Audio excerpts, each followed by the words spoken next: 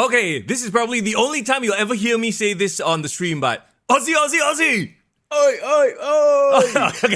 It's Mr. Young. And it's Foreign in the building. How are you, bro? I am doing good. Are you an official Aussie now, Foreign, after you spent the weekend in Perth, Australia at Elimination Chamber? Man, I can't wait. Actually, funnily enough, I feel like we both had a very unique experience for Elimination Chamber, and we're going to talk about it on the podcast today. Yeah, man. Okay, wait. First things first. Let me just shift this over. Right there. Yo! Look at that shirt. Look at the Elimination Chamber shirt. I was here, man. There you go. Elimination Chamber official t-shirt. Are they all t-shirt, like? bro. Are they all this bright yellow? I mean, they have different colors and events. I mean, this is the only thing that was my size left, bro. So you didn't have a choice, really. Can I just be honest? I don't think I look good in yellow. Right. But I wanted to buy it just for to say that I was there. It's a historic moment.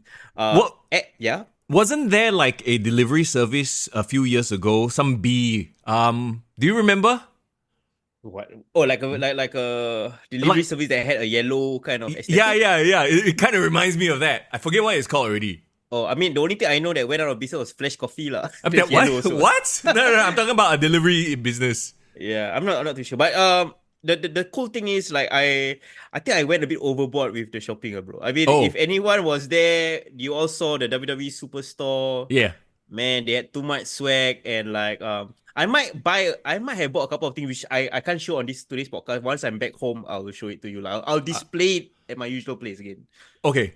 So the question is, right, like you saw, like we saw clips of the Superstore from your Insta videos and stuff like that. Was it always crowded, or is it like, you can go anytime, you can go... Honest Bee, thank you very much. Yes, it looks like Honest Bee shirt. There you go. Thanks, bro. Honest Bee. Completely forgot about that brand. Yeah. The thing is, I came there, I landed on Thursday night, so I only went there on Friday. So that was like the day of the press conference, the day before Elimination Chamber. The store only opened at like 9 a.m. And I was there early. I went and get like coffee in the morning, 7 I just strolled past the area, and there was really a queue. Like if you saw on our Instagram, I posted like a huge time lapse of the thing. It was literally circling around the block. So the question is, how long did it take you to go in, look around, get your shopping done? Like in total? Okay, waiting there, I think was a good maybe 45 minutes to almost an hour. Just to enter, just to queue up for my spot, right? I mean, it's quite a standard thing, right? Big event, the crowd that's there like that. I'm not surprised. At least it wasn't like 2-3 hours to get in. Yeah, it's not. But we're not used to it. We are Singaporeans. We're like, everything must be fast. Excuse me? You are not a true blue Singaporean if you haven't waited 20 minutes for bak chor mee or 35 minutes for a new Korean bakery. Okay? Oh my god. Or we like Singaporeans love that shit. Or an hour for like a new iPhone release. Day of release, right? New iPhone, an hour? What are you talking about? People wait the night before, bro. 1 hour. Bro. Clearly, you've never lined up for a phone. Clearly, I have not succumbed to capitalism except for WWE, bro. Yeah. Except for WWE, I'm willing to do that. Yeah, so there was a lot of things that they were showing, but something very smart that WWE does, right, bro? They localize their merch. Oh yeah, they for make their merch. But they use the city and then they input it into the copy of the shirt. So it's really, really well done. Yeah. I mean, it doesn't cost them that much to print these shirts, these localized shirts. And it makes it a must buy because they are never in Perth. They are in Perth so rarely, right? It's like, okay, Elimination. I bought I remember this. I bought a UFC. I can't remember which fight night it was when I was in the US, right? Because I wanted... a memory, right? A memento from the event, right? Yeah. The shirt, the quality like shit, bro. Is the, those old fashioned, the type of shirts, the black shirts that are super uncomfortable to wear and then they just print over it, right? Yeah. And it's like, $50 US. I'm like, screw it lah. It's about the moment. They catch you in the moment. Clearly, it was a rush job. They're just trying to capitalize, make some ka-ching off of it, bro. It's normal lah. What's the quality like on the shirt you're wearing right now? That's what I want to know. To be honest, It's pretty decent, to be honest. Okay. It's like it's not cotton. It's like I forgot I'm not sure what kind of material is this. As long as it's not like, like I'm talking about the old-fashioned WWE shirts that are like rough and really like uncomfortable to wear. Yeah. Yeah. They have level up. I mean, they have some pretty cool shit. They had like a Perf 316. Oh, cool. They were like mummies on top, but she's also down under. I mean, like very smart wordplay, bro. Wordplay. Bro, I'm sure they have a whole merchandising department to do this stuff. Let's very quickly give a shout out to everyone in chat, by the way. Thank you so much for joining us on a different day, because usually we do the podcast on Tuesdays, right? But it's a Monday, so I'm sure everyone's like, whoa, what's going on? A bit blur, right? But, work issues, we have to do the podcast today. Div Royalty, hello, good to see you. We'll hear from Div Royalty a bit as well. Yes, what's up, Div? It's like, I mean, she's back as well, I believe. Yes, from Perth as well. You met her there. Jason, hello to you. McJohn Mouse, good to see you. I got no role model. I Welcome. love your name, bro. And yes, we are absolutely live on a Monday. Yeah, I wanted to give a sweetener as well, because like, even though I did buy merch for myself, yeah, I also bought merch for our patrons, or our potential patrons. So this is not the only pair of Elimination Chamber I was here in Perth shirt I bought. I got another one. Unfortunately, it's in L size. It's a spare one. Okay. So I'm just gonna just right off the bat, man. The next person who joins our Patreon, I'm gonna mail you this shirt. Oh, exact for real? Shirt. Let's go for it. Hang on. You're gonna mail the one off the back of your back or a new one? Bro, new one lah. But if you want off my back also, I don't mind. I can. I mean, if you're into that shit, sure, I'll give it away. I have more shirts where it came from. Can you imagine, the next person to join our Patreon, they join, they win the shirt, and then they send you a message, Foreign, can you go jogging in this shirt first, then send me? Bro! I hear John Cena open at OnlyFans. You guys can have that. Foreign is not going to do any OnlyFans, please. So, wait, is that legit? Is that a joke, or did John Cena really open in OnlyFans? No, he legit opened at OnlyFans, but it's in character to promote his new movie, where he's like some weird guy. Yeah. Oh, some OnlyFans creator. Okay, it makes sense. It's a marketing. I see. Muhammad Daniel, good to see you as well. How are you doing, buddy? So, what up, bro? Today on the agenda, macam like meeting like that, we are going to talk about Elimination Chamber. We're going to talk about and give a preview as best we can of AEW Revolution, which we will try. Bro, it's next week already. It's this weekend, right? I believe. Yeah, and honestly, I got no buzz. It doesn't feel like it's happening. It's Sting's retirement match, and I feel nothing about it, and that is sad. That's sad. Incredible, bro. But we'll get to that in a bit. And also, we want to address something that I feel like, we... It's okay. It's both a good thing, but also like I see the negativity. There's so much of it coming out, but I also see the positivity. It's going to be a whole conversation. Yeah, for sure. I mean, definitely we'll talk about as well big historic news that came just this past weekend. Dante Chen making his WWE SmackDown debut and the reactions. Yes, that was what I was referring to. Both good and bad. We'll touch on it a little bit later on in the show. But do you want to start with your experience? Actually, before we do that, you are man on the streets, foreign man on the streets in Perth, doing a little video content. Okay, so this is sort of like a edited down version. The full content we will release on our social media pages. So if you haven't already, check out our TikTok, check out our Instagram for the full chats and interviews. But you did like hook up, well, not in that way, meet up. Choice of words, huh? You did meet up with a lot of Singaporeans in Perth, huh? Yes, I did. I mean, I wasn't alone, guys. Singapore was well represented down under during Elimination Chamber, and I met a couple of fans. So check it out. We got some Singapore fans live at Optus Stadium, guys. All right, we just finished Elimination Chamber and we want to get some thoughts from our Singaporean fans. First of all, we got Kelvin from Grapple Max, the intern from Showtime. Tell me, how are you feeling? Immediate emotions right now. Wow, it was an amazing event. Seeing all of the stars you watch on TV in real life, and learning wrestling myself recently, it lends a very different perspective, and more importantly, a new appreciation for what the wrestlers do out there in the ring. Tell me how you're feeling right now. Are you sad that this fella didn't appear? Are you feeling okay? There were like some rumors he's going to come, The Rock. Yeah. Or it could be like Stone Cold. But I knew AJ Styles was here. Oh. It's like just wondering when will he interrupt the matches. Okay. Yeah. And the fireworks were awesome, man. How does it feel to see Damian Priest up close and personal? Dave! Oh, so good! I'm very, very happy. I've got plenty of shots of Damien Priest and his Nice to see back Dave on the area. podcast. Yeah. Pantat. Yeah, and his pantat. Pantat is very, very nice. And he was like, he was posing it right. The shots was at the right angle for all the great pictures, dressing. Awesome. Yeah. Okay, so If you want to know more about the pictures, please join the Kick to the Gut Discord channel and contribute to their Patreon. Everyone here in Perth in the Optus Stadium, we were hoping that something's magical gonna happen, like they were hinted, but we can do anything. Yeah. At least the main event was good because Mommy won. Mommy's always on top. Okay, there you go. Just snippets of some of the interviews that Foreign did while he was live there in Perth at the Optus Stadium at WWE Elimination Chamber. So, okay, how did you, did you notice them there or did they message you saying they were there? How did you hook up with them? The word hookup, I'm very scared to say the word because my girlfriend is Connect. right How there. did you connect with them? How did I run into these people? Okay.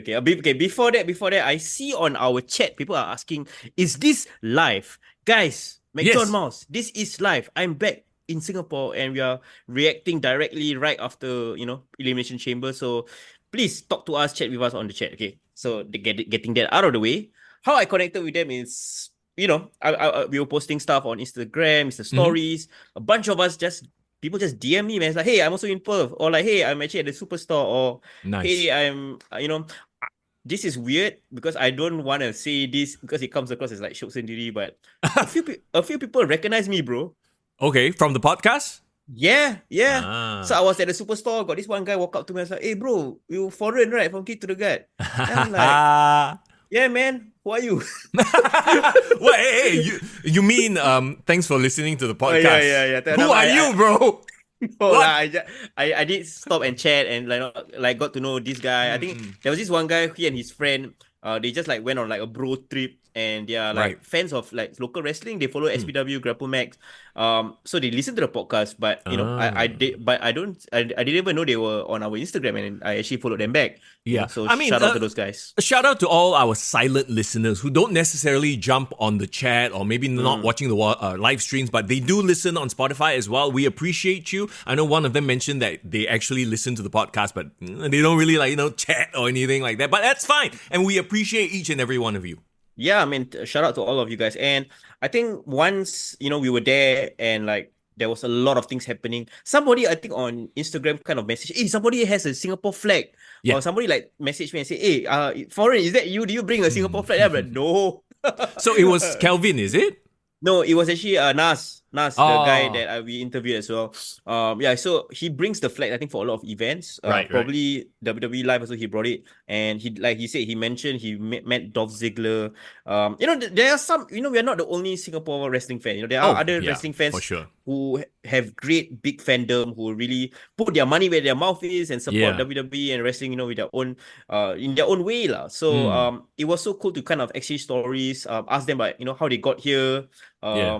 How are they following the product even until now? Very interesting conversations that I had, yeah. Okay, so talking about Singapore fans, so do you want to talk about Dante Chen now?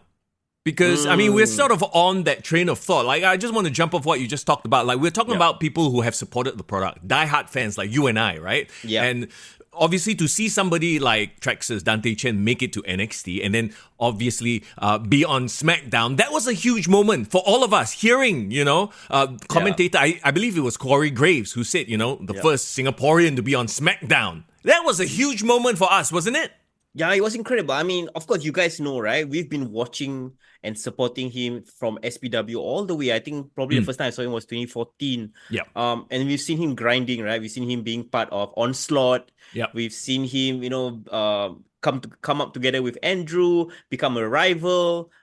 So much journey just here in the local scene. And I feel like for a lot of wrestlers, they went through the same path, right? They made it big in their home country, and then they go on to WWE. So when I saw, or I heard the whispers SmackDown is pre-taped, Braun Breaker is making a debut, or who's his opponent? Holy shit, Dante Chen. The first thing that came to my mind was that, wow, WWE trusts Dante Chen so much that they're willing to have him be the first match of Braun Breaker, which all of us can, agree is going to be their next big star, right? Oh, yeah, Absolutely. And here's the thing, right? I think that's, I guess, the problem. The problem is the average fan doesn't see this as, oh, the company trusts this guy to go out there and make Braun Breaker look good. The average fan thinks, oh, this fella just went out there and got his ass beat, right? Yeah, You know what I mean? But they don't understand that, no, you want to put somebody out there who can sell, who can make it look good, because like, it's Braun Breaker's debut. They want to make him as impressive as possible. And I think Dante Chen did a fantastic job of putting Braun Breaker over. Yeah, and he also looked great in defeat, right? I mean, he threw that awesome drop kick. He did that springboard and transitioned into like a power slam from Braun Breaker. I mean, that was smooth. That was great. And you could see, they are communicating in the ring as well. So they are really in step with each other. And I think that's the other thing that a lot of people don't understand. If you go back and look at, actually, there are a lot of Instagram accounts that have content like this, right? Yep. They show wrestlers when they first start out, maybe on Raw, they are quote unquote jobbing to a guy, a star. So you've seen people like the Hardys who are out there fresh and like quote unquote nobodies. So like this is the first step. We've seen Charlotte and Alexa Bliss come out as Kelefe for Triple H at WrestleMania, right? Like these are moments that are part of a wrestler's growth and career and life. So seeing Dante Chen there, I mean, it's like, wow, who knows, 5 years time, 10 years time, he might be at WrestleMania, and we can look back at this moment and say, yeah, he quote unquote put Braun over, but this was the start of a journey. Yeah, you gotta understand, this is a long, it's gonna be like a 10-year, 20-year. I mean, hopefully if he's in WWE that long, that'll be like a great story, right? It's not just WWE debut and NXT debut, bro. If you are in WWE, right, there's also the pre-debut, you know what they call it? What? It's the security guard cameo, bro. Yes, even he was MJF that too. Also, right? Yeah. Even MJF went through the security guard cameo. Everyone has gone through some sort of role as a cameo before they make their big splash. I'm pretty sure 10 years down the road, when Braun Breaker is like the world champion and they talk about his history, they're going to play this debut match and it's going to be Dante Chen in the package. But okay, are we preaching to the converted? Anyone who's listening to this podcast is already a fan and kind of knows the business, right? So we're just kind of agreeing with everybody in chat right now as far as I'm concerned. How do we get it out there to the public, to people, that this is sort of the first step in something bigger? And okay, the bigger problem I do see is the fact that I think there's a lot of keyboard warriors. I mean, let's get down to it, right? There's two things. First of all, oh, it's fake. Second of all, oh, look, it's Kurt Tay. And we've talked at length about that individual, the man whose name shall not be mentioned on the show, and why he triggers me so, because he gives us wrestling fans a very bad name. And don't get me wrong, I think every sport has sort of its like bad examples, like, it would be akin to, I don't know, oh, you like football, football hooligan, or something like that, you know what I mean? Yeah. No, I get it completely, and I mean, I'm sorry to say that the average Singaporean's understanding of wrestling, or to an extent, is, oh, WWE, Kurt Tay, Singapore got Kurt Tay. No, you know what it is? It's the lowest hanging fruit. And there are a lot of these keyboard warriors who haven't hit the gym a day in their lives, that they just want the adrenaline of getting people to laugh at their comment. Oh, look, 5 people like my comment. 5 people my comment. Oh my God, yay! That's that rush of that they get. God. That's what social media does, right? Most people, either they stay quiet, they just don't comment, or they say, hey, congrats, Dante Chen, let's go, Singapore, represent, right? But it's these people who just don't have any validation in their lives, who just get a rush out of a few people because they think they're smart asses. They think they're being very smart. Oh, look, I'm so... Actually, like 20 other people thought of the same thing. And you can see in the comment section, everyone makes some reference to Kurt Tay. Look, I don't think that we should say, oh, Kurt Tay should not be a fan of WWE. You can be a fan of whatever. It's just that we need to separate his association, his fandom, from what he does. Because he does very sus things. Like, he's not a mentally well individual. Yeah. I mean, can you imagine you work your entire life, in your sport, right? I'm talking about the local wrestlers, right? Whether you're in SPW, Grapple Matching, or Rebirth, and this is your passion. This is something that it kind of defines who you are to a certain extent, right? And then someone comes up to you and it's like, wow, Well, you're like ketis, yeah. You know what I mean? Yeah. Like, That's bro, like after all the F, effort I put in, like, what the Yeah. hell, right? Look, Yeah. and we've talked about this guy before, how we wanted to bring him on the show. All he wanted was money. He is just doing what he does for attention and money. He's never going to train. He's never going to put in the effort, the hard work that these men and women who do train put in. Heck, I don't even, right? And like, obviously you have before, you know how much time and effort it takes. Yeah, So- definitely. It's Okay. easy. Look, it's easy to talk. It's easy to type, keyboard warriors. But to actually live the dream, it's a totally different experience, and I respect it. And that's why, like, big ups to Dante Chen for flying the flag high. Yeah, and you know, putting yourself out there, it's opening yourself up to a lot of criticism, a Sure. lot of comments, a lot of unnecessary attention. You know, even when, you know, we are reviewing shows, right? You know, recently we're talking about SW20, our Singapore Wrestler Top 20, and you know, we critique the matches, and you know, we give feedback, but everybody knows that this is coming from a very you know, like a serious place of love, right? Because we want the scene to do better. We are offering some opinions on how we can improve. By no means we are saying that our comments is gospel, right? No, or no, you must no. follow exactly what we say. You can disagree. You can say, hey, you know, we don't know what we're doing. You know, flippy shit rules. You know, just Sure. let us be us, whatever it is, right? Yeah. But what I'm saying is, at least when we comment, we know. We always preface it by saying we understand how tough it is to be in the ring, and we want to see how people can do better. We don't do throw away things like yeah lah, he sucks lah, oh yeah lah, he Yeah. boring lah. You know, like, you know, we don't stop there. Bro, I'm pretty sure this fella has been invited, the man who shall not be named. I won't even call him a man, but the individual who shall not be named has been invited to train before, Yeah. and he Yeah. couldn't take it. Yeah, pretty sure. You know, that says all there is to say. Yeah. Unfortunately, just to put a bow on it, because I'm kind of sick of talking about him. We talked about him last week with Sean as well. Sean, who was at Perth. So, I mean, shout out he to shared him. the I saw him same as well. sentiment if you go back last week, right? Like, it's very triggering because he is like the black sheep, and he keeps getting brought up as an example when we show our fandom, you know? I see. Wait, but one thing I wanted to say as well, right? I'm guilty of this because, you know, I will never unnecessarily comment on any post Yeah. if you know, unless really needed. But this weekend I felt it was really needed. I am guilty to admit, Mr. I got into a few online scuffles on the comment section, bro. I saw. I was like, saw, right? Bro, I was like, wow, okay. Like, but here's the thing. It's like they always say don't feed the trolls. At the end of the day, that's what they want. They want attention. The more likes, the more comments they receive on it, they Okay. you know? But I get it. I get that you finally hit that boiling point of like, shut the F up, you dumb troll. Okay, defending them aside, I responded to a couple, but there was this one guy I respond. I was like, bro, don't give him attention. And then I like curious, you know how trolls work, right? Yeah, you want to check whether they are legit account, whether they got face. So I go click on this guy. Oh my God. This guy, I don't want to say anything about him, like accusing him or anything, but he looks like a family man. He in his profile pic got a photo of a wife, got a kid. So I'm like, okay, so this guy just nothing better to do lah. And then he commented on my post, and then he said, ha ha ha, you know the smiley emoji with the sweat down. Sure. So he also paiseh lah. He paiseh because he cannot call out for it. So here's the thing.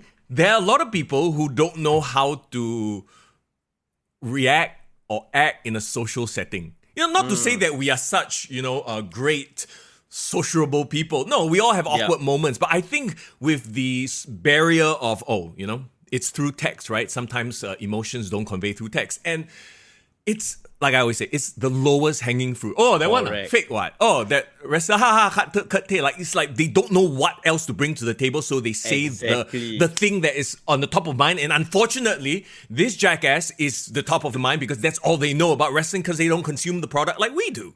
Awesome. I mean, you know what? At the end of the day, put a bow on it. Like, they are just trolling, right? But they help to drive up the metrics, the engagement, and you know what? People are commenting. Fuck it, let them talk. I mean, as a football fan, right?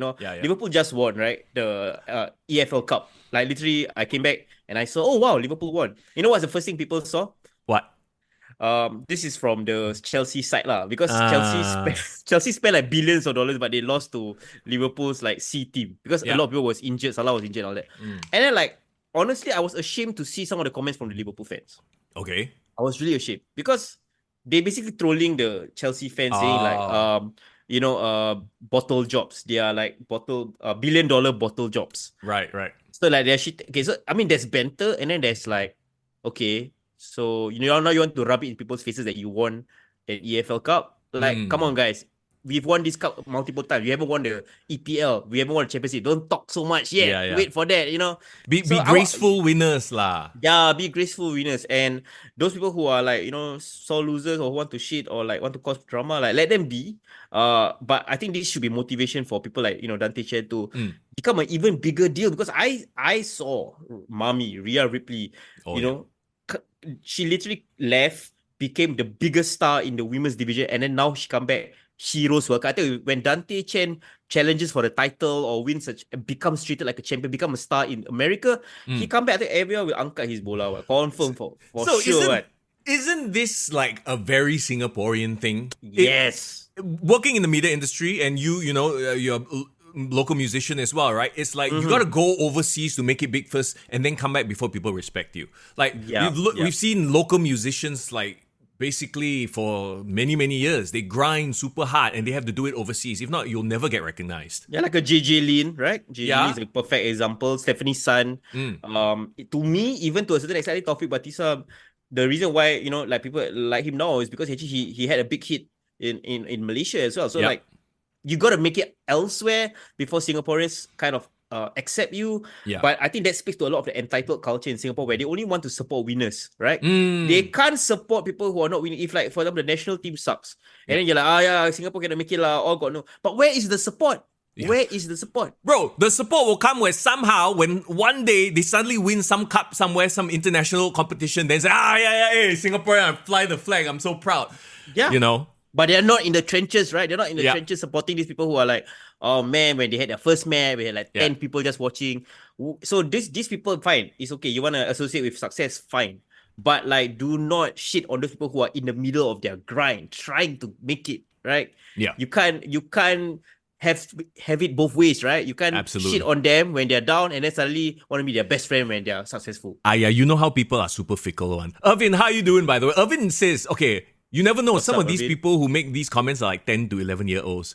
That is true. That is true. But like Foreign said, one of the fellas he was jostling back and forth with on social media turned out to be like an middle-aged family man. So it's like, it speaks to not everybody, because here's the thing, everybody can be online, but not everybody is a good conversationalist. Not everybody has the best interest. Not everybody is an expert in the subject matter, but a lot of these people want to say something. And they just reach out for the lowest hanging fruit. Exactly. Get a pop, get people to laugh. All I know is Kurt Tate because he's a fool and he's, in the news, that kind of thing. And he obviously he wears, wrestling gear and stuff like that. Yeah. Speaking of wrestling gear, I want everyone to be loud and proud and wear the wrestling gear and not be afraid of judgment. I'm not sure. I want to confirm because I just got a notification on Patreon that Muhammad Daniel, did you just join us on Patreon? What? Did you just join like literally live right now? Because if you did, please confirm with me right now. Hang on. Let me check my emails. Check. Because yes, we did mention that the next person to join us, yes, Muhammad Daniel is our newest Patreon member. Okay, Muhammad Daniel, as a thank you, I have another copy of this, or not, what do you call it? Another pair? Another piece. Another piece of this Elimination Chamber shirt. I was live in Perth. Wait, let me show you. Come, give me the full one. Muhammad Daniel wants the one that you're wearing. Take it off. Take it off. No, Daniel, I'm kidding. You want this? I will take it out right now. Come on, you want me to? Hey, no. Put it on.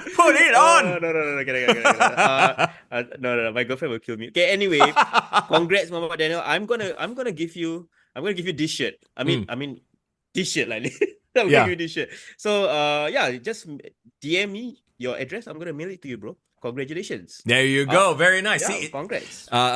Lots of perks to joining our Patreon, and I do believe, Foreign, you have more goodies in your WWE Center bag somewhere. Yeah, Foreign is Santa Claus. I go to the superstore. I didn't just don't think about myself. I want to give more merch to some of you listeners. Let's go. I'll give you another sweetener. And I'll tell you the context later. Okay. But the next person who joins the Patreon, I will give you an Undertaker related merch. There you go. There you go. Ooh. Next person that joins our Patreon, doesn't matter which tier, the next Okay. person that joins, I'll give you an Undertaker merch from an event. And I want to tell you about me seeing Undertaker live. I'll talk about it later on, but Yes. there you go. Another plug. Let's go. Okay, so do we want to jump into the big one right now, Elimination Chamber? Because Yes. we have Revolution to get to as well. yeah, Revolution. Yes. Come on, let's go through. Oh, you'll do Revolution first, No. Let's leave. So whoever want to drop off after that can. Because if you want to go by chronology, the Dead Man Show goes first, right? Yeah.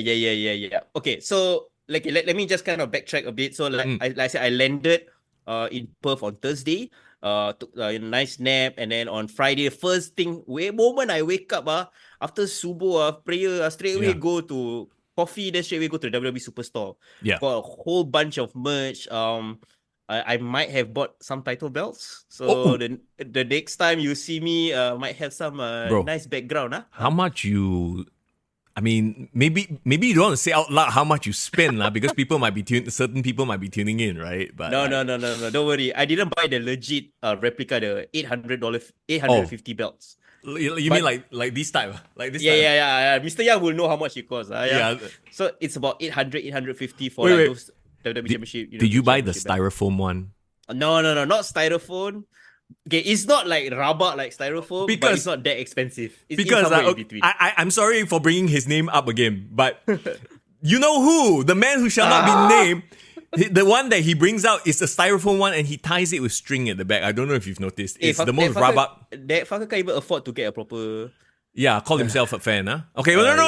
Okay, we shouldn't say anyway. that. People have different, financial difficulties and stuff like that. But yeah, Okay, it's not that one. It's not that one. Yeah, let's continue. So from there, the WWE Superstore, I rushed immediately. I made it just in time, 12 p.m. on a Friday to watch the free open press conference, right? Oh, yes. Yeah, so that was happening. It was right outside Optus Stadium. Bro, can I tell you first and foremost, do not fuck around with Australian summer weather, bro. Was it Don't hot? play, bro. Bro, I don't know whether I don't think I can show you, but my shoulders are still red, like lobster red. Oh, my God. Like freaking SpongeBob, Mr. Crab red. It was it's hot. terrible. It was freaking hot. It's not just hot, bro. Okay, like Singapore is hot and humid, right? So it's like annoying. At least you will sweat. But this is dry and hot. So I've never experienced dry and hot, but really? it does to you is like your throat will just immediately be like parched. You're freaking like super thirsty at all times. Yeah. And it's like you're literally having like a hot iron on your back. It's terrible. I can't even sweat it out. Like my skin is dry, so I can't even sweat it out. So I'm just hot and burning. Right. But we withstood all of that.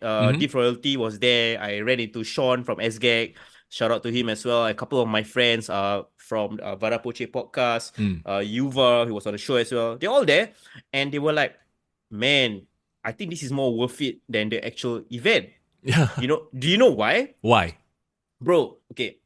From where I'm sitting, right? Like Triple H is literally 2 arms length away. Wow. Like if you were there, because first of all, it was a free open concert. So it's like watching like a hipster festival or whatever it is. You're just there. You're literally standing there and you're looking in your eye line. I saw Logan Paul up close, you know.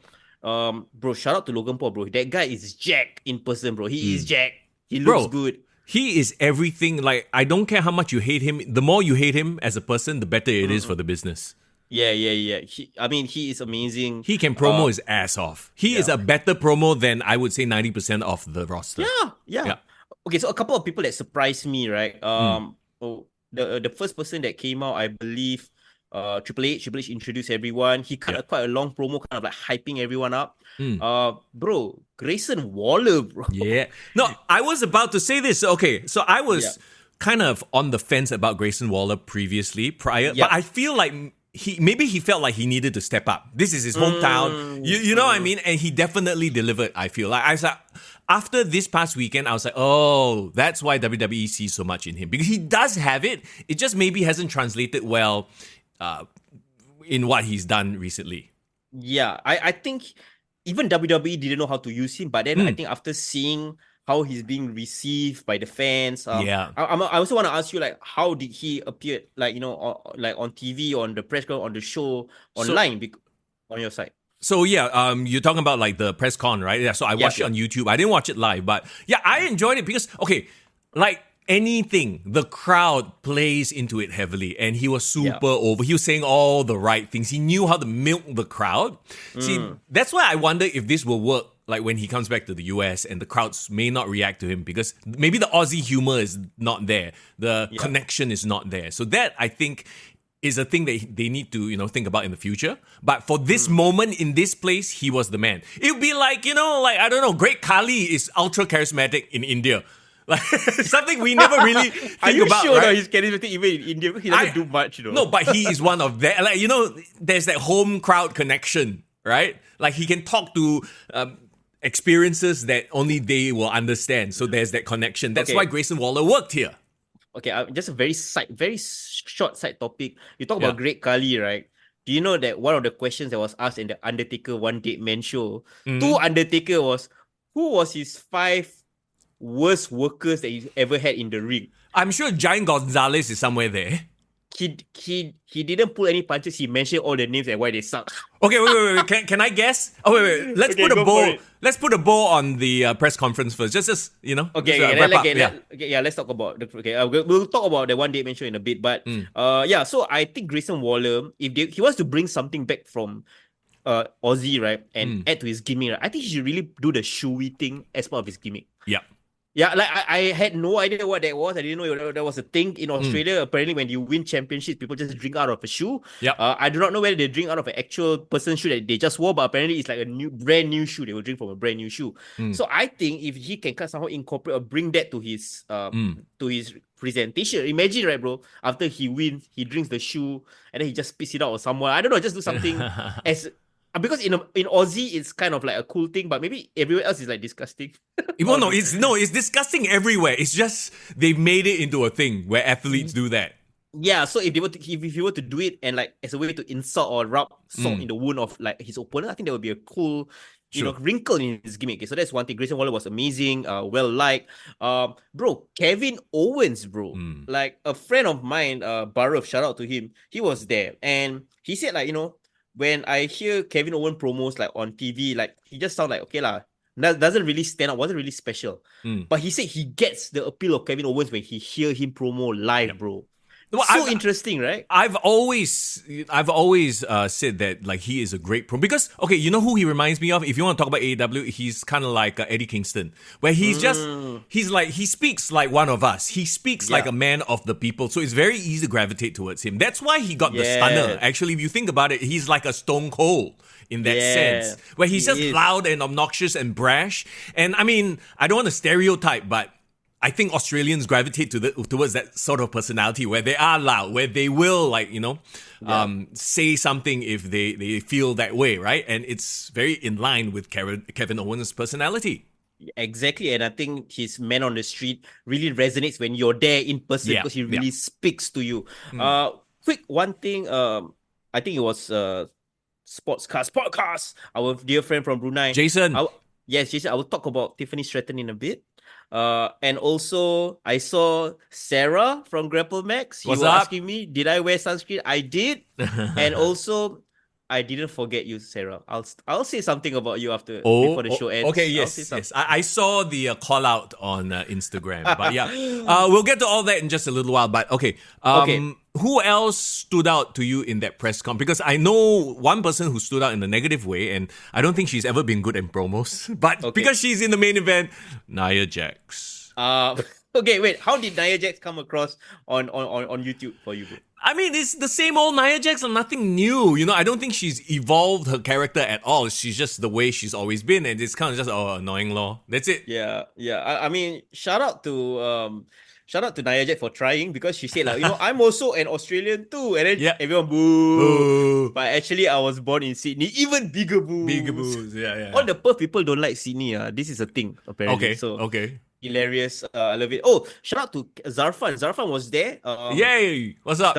Zarfan is in the chat right now, and he was there and he took some really awesome videos and captured a great moment. So please follow him, CPTZHARFAN. If I'm not wrong, right, Captain Zarfan? Captain Zarfan. There you go. Yeah. Check out his stuff because it's really, really good. Okay, so back to Nia Jax. So Nia Jax, I didn't understand why she was put in this spot, but I know it's because it's really just fodder for Rhea. Mami was what everyone wanted to see. Yeah. And Mami live is great, right? She has owned her character. She's a master on the mic, in the ring. She has a great connection with the fans, even more so in Australia. But one person that really stood out from the press conference, and Jason has alluded to, bro. Okay. Bro, Tiffy time, bro. Tiffy time. Right, yes. Tiffany Stratton. Oh my god. Okay, I admit I don't watch NXT as much as I should. So I kind of miss completely the whole rivalry between Becky and Tiffany when Tiffany was the champion. And I just know she's athletic, she can do great moonsault, blah, blah, blah. But something about her charisma or her personality, about her presence, the moment she walked out, everyone in the at the press cross was in love with her, bro. Oh yeah, they were just down bad for this Tiffany Stratton. And then I look around and I look all these Aussie men. They were like, God damn it, she's a Sheila. She's a Sheila. She's a Sheila. I mean, and we'll talk about it later in the Elimination Chamber, right? She was the only heel in the match, but she got cheered the most. Yeah, incredible, right? And I had no idea, okay, because I know Sheila is like a thing in Australia, but for some reason I forgot about it. So I was like, means a beautiful Sheila? woman, lah. I was like, who's she talking about? Like, is Sheila on 7? Like, if you're Malay music listener, you know what I'm talking about. Sheila on 7? Who's Sheila?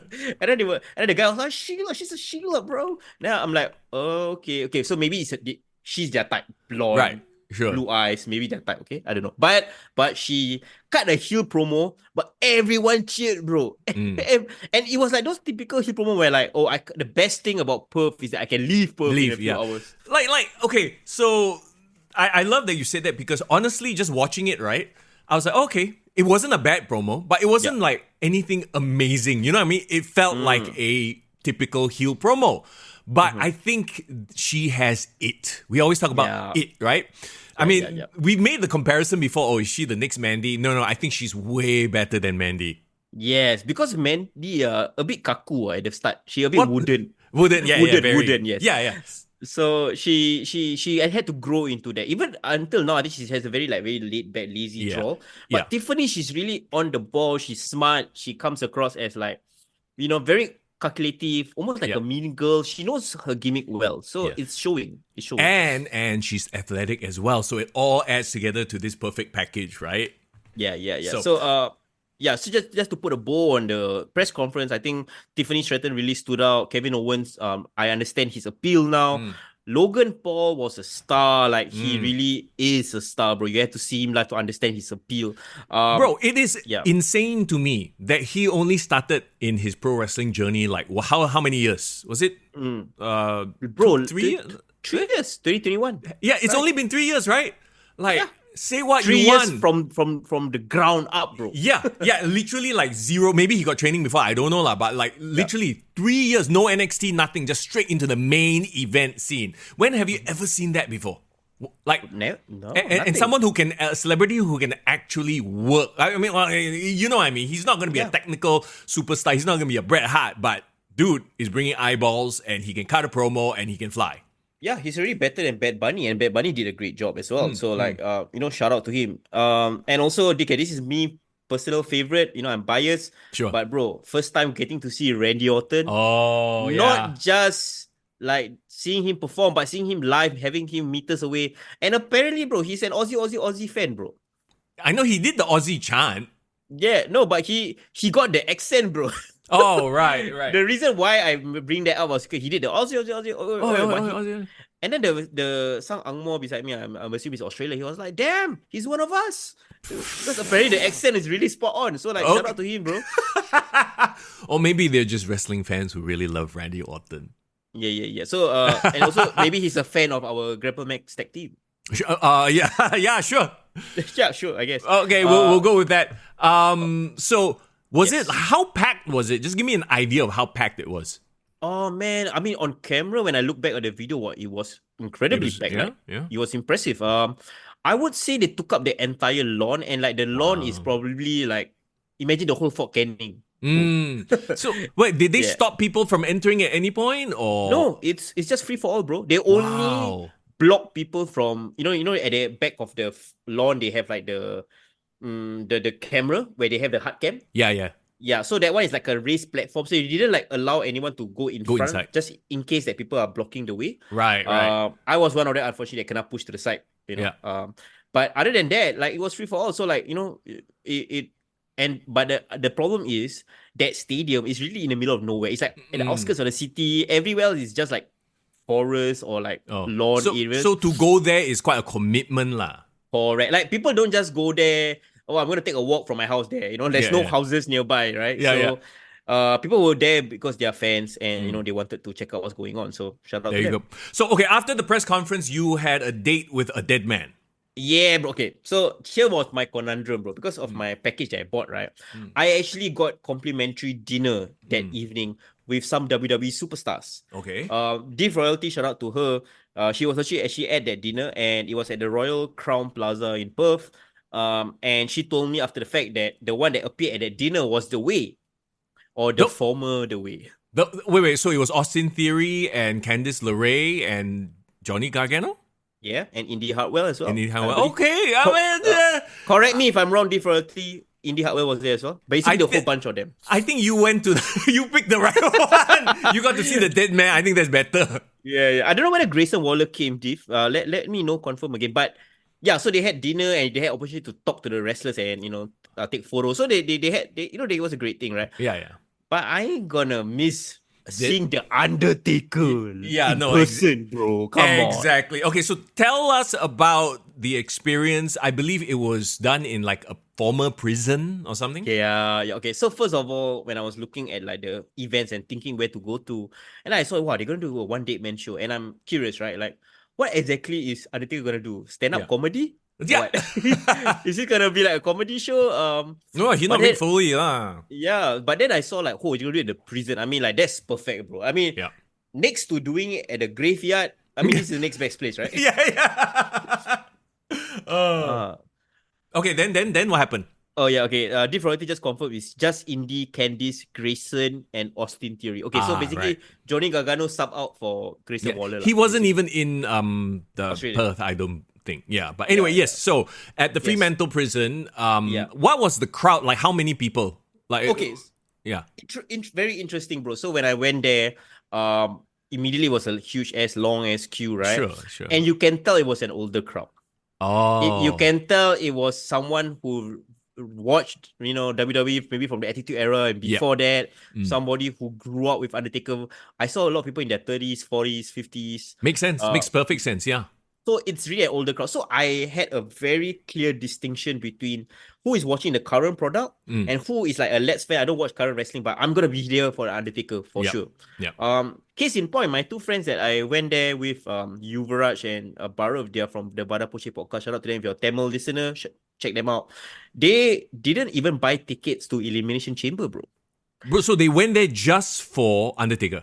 Yeah, they bought tickets and planned a Perth trip just to watch the Dead Man show. Yeah, I mean, you're there. Why not just get a nosebleed seat at Elimination Chamber? That's crazy to me, bro. Yeah, I mean it's crazy, right? But I mean, I wouldn't question. That's their choice, and sure. He's a family man, so his wife probably was like, just watch this thing, then do other things. All based on my plan. I don't know, bro. You don't anyhow throw people under the bus, okay? No lah, just kidding lah. But my friend Yuvraj, she is a huge Undertaker fan. Yeah. Fun fact, I was at his house. We were watching the streak get broken live, like at his house, WrestleMania 30. I remember that day. Yeah.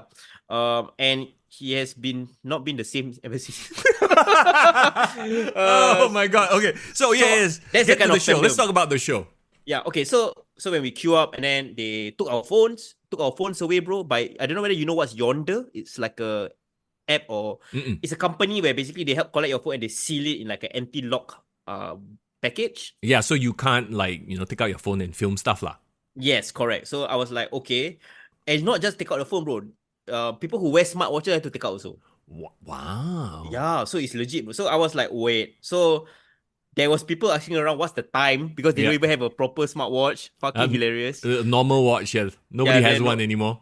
Yeah, so it was like if you had a phone, you can access it. You had a watch, you can access it. And then I was like, wow, what is gonna happen? What are they gonna talk about until so they're so scared to record stuff. Yeah. So then I walked into the prison, and the prison is huge, right? It's like a castle. It looks like Hogwarts, right? Yeah. Like a castle yard like that. Sure.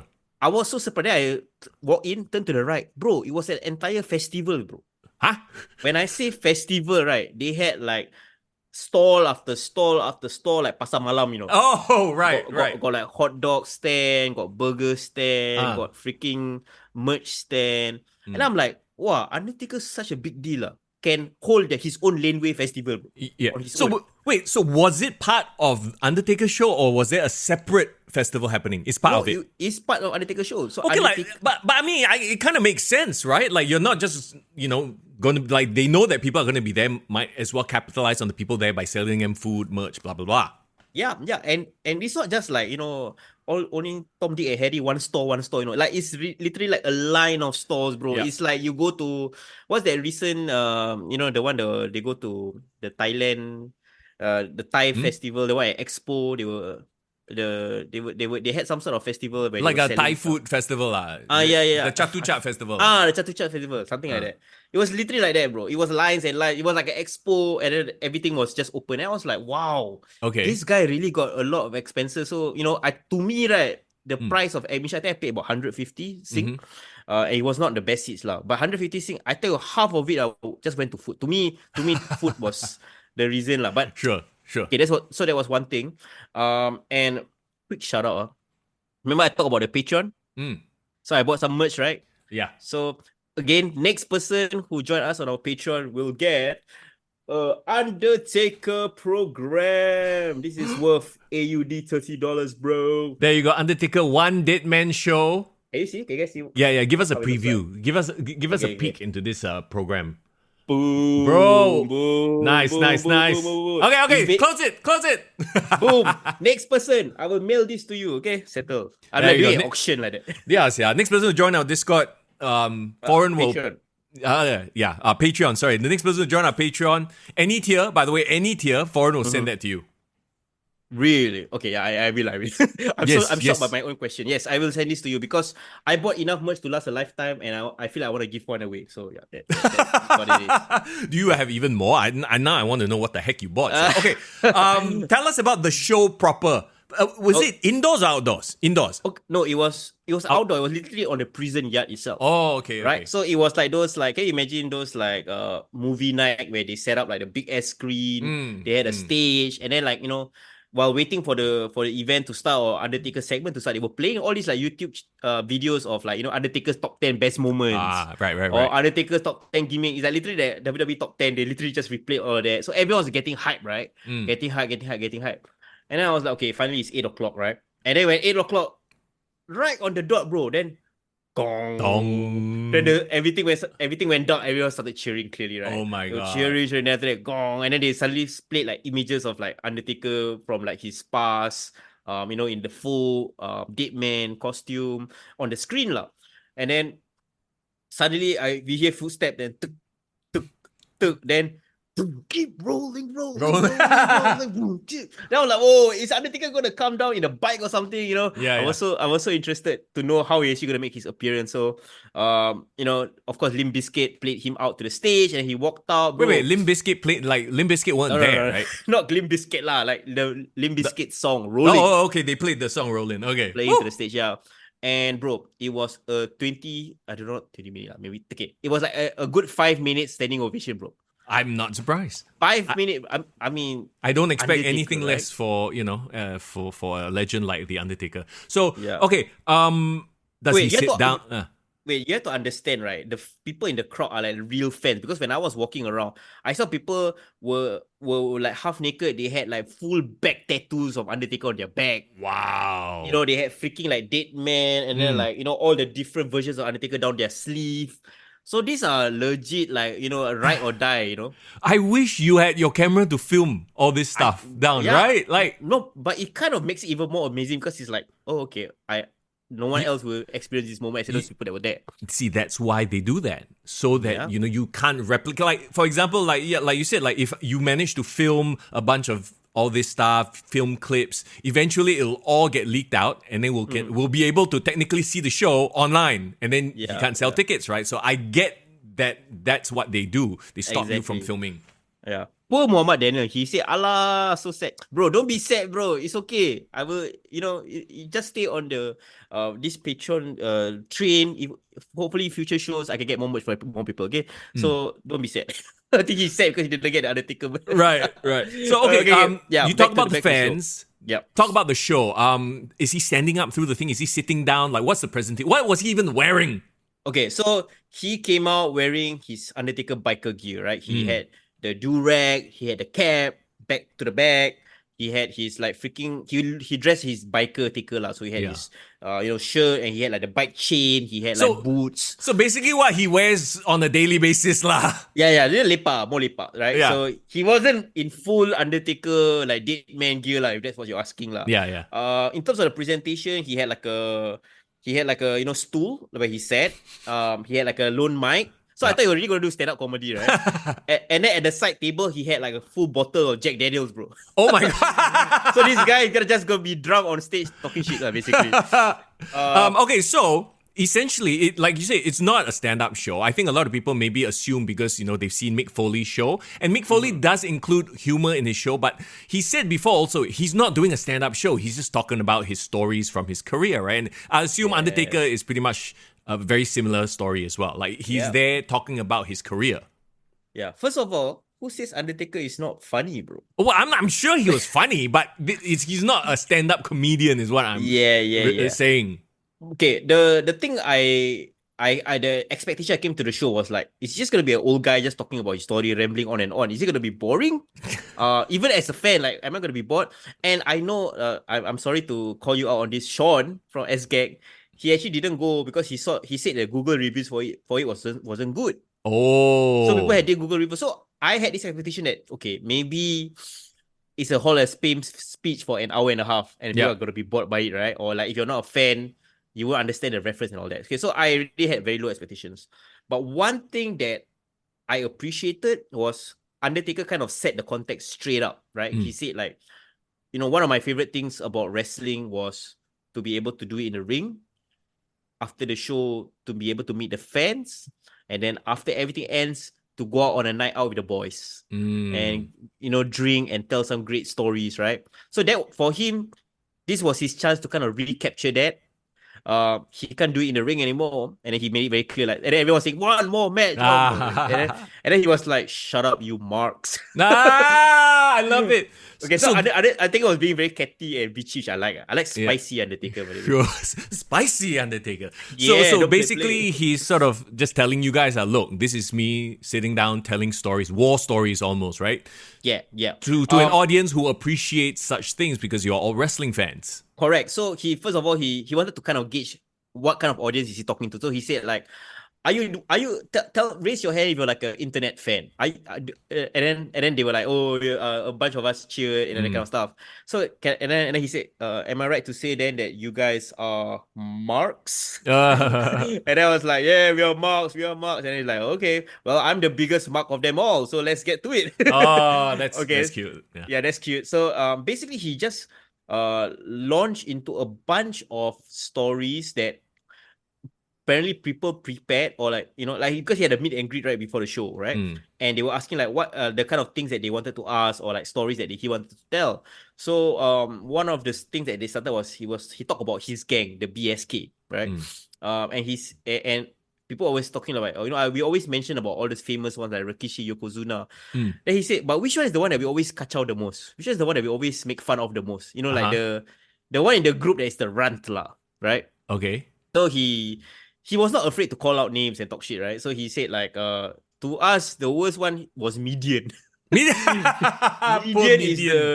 is the one that like always all of them that, like Bahan always kena one, because he's always getting drunk, getting high, and it's always Undertaker had to clean up for him. Right. So that was one of the funny stories. There was one story where Median was already fired from the company and was trying to make a comeback. So Undertaker already a big deal at that point in time, and then he's like, okay lah, kesian, I want to help his friend out. So he said, I can't promise you that I can get you back in, but I can help you train you to get you back up to speed. Yeah. So he actually invited Midian to his ranch or to train for like, a few weeks before his like debut, like tryout lah. Yeah. And then this Midian, train, happy, then they walk around the ranch, then suddenly saw his motorcycle collection. Then he asked Undertaker, hey, can I try or not ride one of your huge ass Harley? Yeah. And then he's like, okay lah, fine lah, you train, I give you Chen lah, you can ride my the down the driveway, just the driveway only, don't go out. So he said his house has a huge ass driveway, look like a like a 2-lane big pavement. But for some reason, this guy, he didn't know how to operate it. He drive 50 meters, he swerved right out of the pavement into the dirt. And then the dirt is like the type like very hard, like that's basically his freaking like he's the front of the wheel kind of got stuck. Yeah. And then he's stressed, right? So that huge ass handlebar, he kind of twisted it. Yeah. Which caused him to flip over. Like oh my god. So basically he wrecked his freaking bike. Yeah. And then he got hurt. I mean he landed on the pavement, right? So he like landed on his back. And then Undertaker was like, he jogged out like, wait, what happened? And then Midian came out, he's like, I'm all right, I'm good, don't worry about me. And Undertaker like, screw you, man, what happened to my bike? And then apparently his bike got mangled. Right. And then Undertaker gave him like the death glare, like, the one where he want to go choke slam him like that. Yeah. And then Midian looked at him one time, he's like, okay, I'll pack my bags. No. I'll pack my bags. So basically, Undertaker, without even saying a word, he Kicked him out. Midian kicked out, and he never got that tryout. Oh my god! So it's stories like that lah from his entire life's work in the WWE. Correct. So you alluded to this earlier, but he did mention the 5 worst people that he's worked with, and he pulled no punches. Yes. Okay. So the first half was him telling kind of road stories, and then the second half was more like an audience Q&A participation. Oh, okay. Wait, how long was the whole thing? Bro, it was a solid 2 hours, bro. Like, nice. Okay. So I felt I got my money's worth. So the first hour was him telling road stories. So he was like, he will span different eras. Yeah. And then I can quickly talk about the second half, which is like the Q&A. So basically, you got people coming out and asking questions, right? And a lot of people, you can tell, ask really, really, really great questions. I'll talk about some of them, but one of them was, again, who are the 5 worst workers that you've been in the ring with? And he was like, where do I start? So he got it. He really talked shit already. Okay. Let me guess. I know somebody in chat said Mabel. Was Mabel one of them? He said it wasn't. He said he's on the list, but he's not the top 5. Wow, I'm surprised. Okay, Giant Gonzalez has to be there. Yes, Giant Gonzalez number 1. Yeah, okay. Really number 1? Okay, wow. Yeah, top straight away. He said already. There, I hit the jackpot already. I don't need to answer the rest. But okay, the rest. Who could it be? Who else has? I mean, he's fought a lot of people, a lot of stinkers. Yeah. I can't remember off the top of my head because of course it's been a couple of days. I didn't write down notes, right, per se. But number 1 was him. Second was Great Khali. Clearly, poor guy. There was one guy from the new generation era, which I can't be sure exactly who is it. What, one of the bikers? No, like maybe like a, I don't know, like one of the very, very terrible gimmicks that I can't remember off the first top of my head. I don't want to say who lah. Oh no. People were cheering Goldberg. He was like, nah, he's not that bad. It was just a terrible match, he said. So one of them, like I mentioned, was Great Khali, Giant Gonzalez. People were saying Nathan Jones. Isn't he Aussie? Nathan Jones? So he agreed. Yeah. Okay, so he told a very funny about Nathan Jones. He said, guys, I don't want to disrespect your fellow countrymen. God dang it, he might even be from this prison, right? Yeah. Remember the gimmick was he came from some Australian prison, right? Kurgan. Was it Kurgan? Could be Kurgan, bro. Could be Kurgan. I'm so sorry, I can't remember. But the Nathan Jones one was, he said, right, you know that WrestleMania 19 match where he was supposed to tag team with Nathan Jones and fight Big Show and Big Show. Yeah. And then he said, guys, I promise you, I tried. I got all of them to my ranch. We really practiced the match, weeks leading up to it. And then he said, like, after all of that, I just came to one conclusion. The only way this match can be good is if Nathan Jones is not in it. Wow. Yeah, So So it was we all Undertaker's- kind of knew. Yeah. It was Undertaker's idea to get him injured in the match early, Yeah. so that it became like a 2-on-1. Yeah. Yeah. Yeah, it was his idea. It's fucking hilarious. So all 5 were big guys. Well, it makes sense, right? They were big guys that had a look but had no wrestling ability whatsoever. You know who's the last one? Who? Last one is a very recent one. Recent. Not recent, but more of his later part of his career. And Okay. you will agree the moment I say his name. Oh my god. Give me a hint.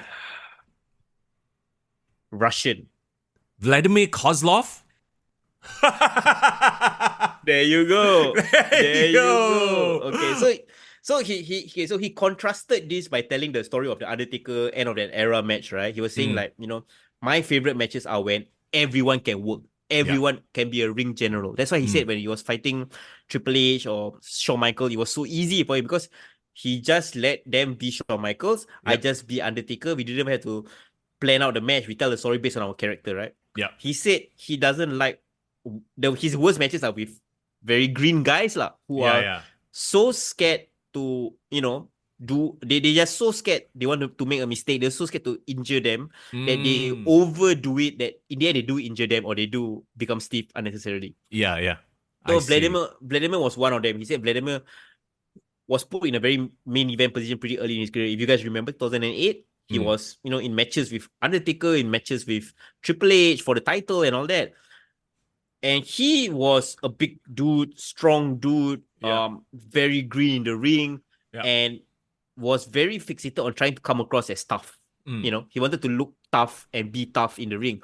So he overdo it. So he said even when putting Undertaker in a headlock, he go yank the freaking forearm on his head, like overly dada. He was like, slow down. He was in the headlock, slow down. Right. And then, but he was too busy screaming in his ear, like, "Ah! Ah!" Trying to look like a big deal. Badass, yeah. Undertaker was like, he was feeling ringing in his ear. He's like, hey, shut the fuck up, bro. So he was telling me the story of how like the only way to slow them down is to basically beat their ass for real. Then they will slow down. Like wake them up, like literally potato them one time. Say, oi! Yeah, potato, like, stop it, Yeah, so that was one of the funny anecdotes he told about that story. Okay, I'm not gonna tell you everything for sure. No, yeah. But the last story I want to tell you was hilarious, bro. This is fucking hilarious. And I think, bro, these are the kind of things R-rated stories that he cannot tell in the documentary, right? Because it's gonna get people in trouble. So I get it now why they hide their phones. Yeah. So he said like there was this one time in 1993, in Alaska. They were in the middle of nowhere, and he was out on the night with I believe I can't remember who's the other person. He said it could be 123 Kid, it could be X-Pac, but he was out with him and Macho Man Randy Savage. Oh, okay. Yeah. So Macho Man at that point in time just divorced Elizabeth, right? Right. So he was like depressed. He never wanted to go out. He always stay in the hotel, and every time. Undertaker did a very great Macho Man impression, by the way. I'm not gonna try. Ooh, yeah. Yeah. Okay, I'm gonna say the words, and then Mr. you can repeat it in the Macho Man voice, right? Okay. I'm not going out on the time. I'm not going out on the town tonight. It's just too depressing for me. Go. Wait, you want me to say that Say it in the Macho Man voice, bro. Ooh, yeah. I'm not going out. I cannot. I won't do it justice. So close there. Yeah. But he said, I'm not going out on the town tonight. I'm too depressed. I'm too depressed. Leave me alone. Leave me alone. Yeah. Yeah. Dig it. But anyway, Undertaker was like, hey, come on, you gotta move on, let me get to you, bro. Come on, let me help you out. And he said, let me bring you on a good night out. So he was like, okay, I brought him to he said the ABC Club. The ABC Club? What is that? Apparently it stands for Alaskan Bush Company. What? Apparently there's a company called Alaskan Bush Company. And then you know what Undertaker said? What? When I walked in, there was no bush inside. It was all clean. So it was a strip club lah. It was a strip club. Yeah, a strip club. Okay. Yeah, so he was saying, yeah. So he was saying, what do you call a strip club here in Australia? And then the fan shouted, it's a strip club as well. Oh, okay, it's a strip club. Okay. So he tried to pay to get a dancer to dance for Macho Man was feeling it now. Nah, I Snap don't into a want. Slim Jim. Yeah, no, I don't No, want. I don't want. he wasn't snapping into anything. Okay. Yeah, so he's like, no, none of them are, Aw. not. So he like very poor thing lah, just break out, sad, he Mm. just drinking by himself. Then he said, you know what, I'm just gonna go home, I'm just gonna go back to my hotel. Ayo. Until there was Ah. this one girl that came. Okay. And then Undertaker said, I knew from the twinkle in his eyes that she was the one. Okay. She was the one. And then he said, that night was the most I spent on one guy on a night out. That's not me. So basically, he paid for.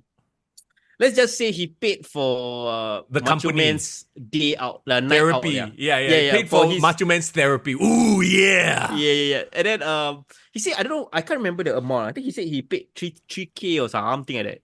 So this was like a high end one, bro. Yeah. And then he was like, you know what? I was willing to do it for my friend. So Oh. and then he said like that night, Macho left with the girl, and then he was like, oh, okay, he expat like happy like that lah. So he said they all went back to their room. They couldn't wait to meet tomorrow because they had like a morning flight to hear all about, Macho Man lah.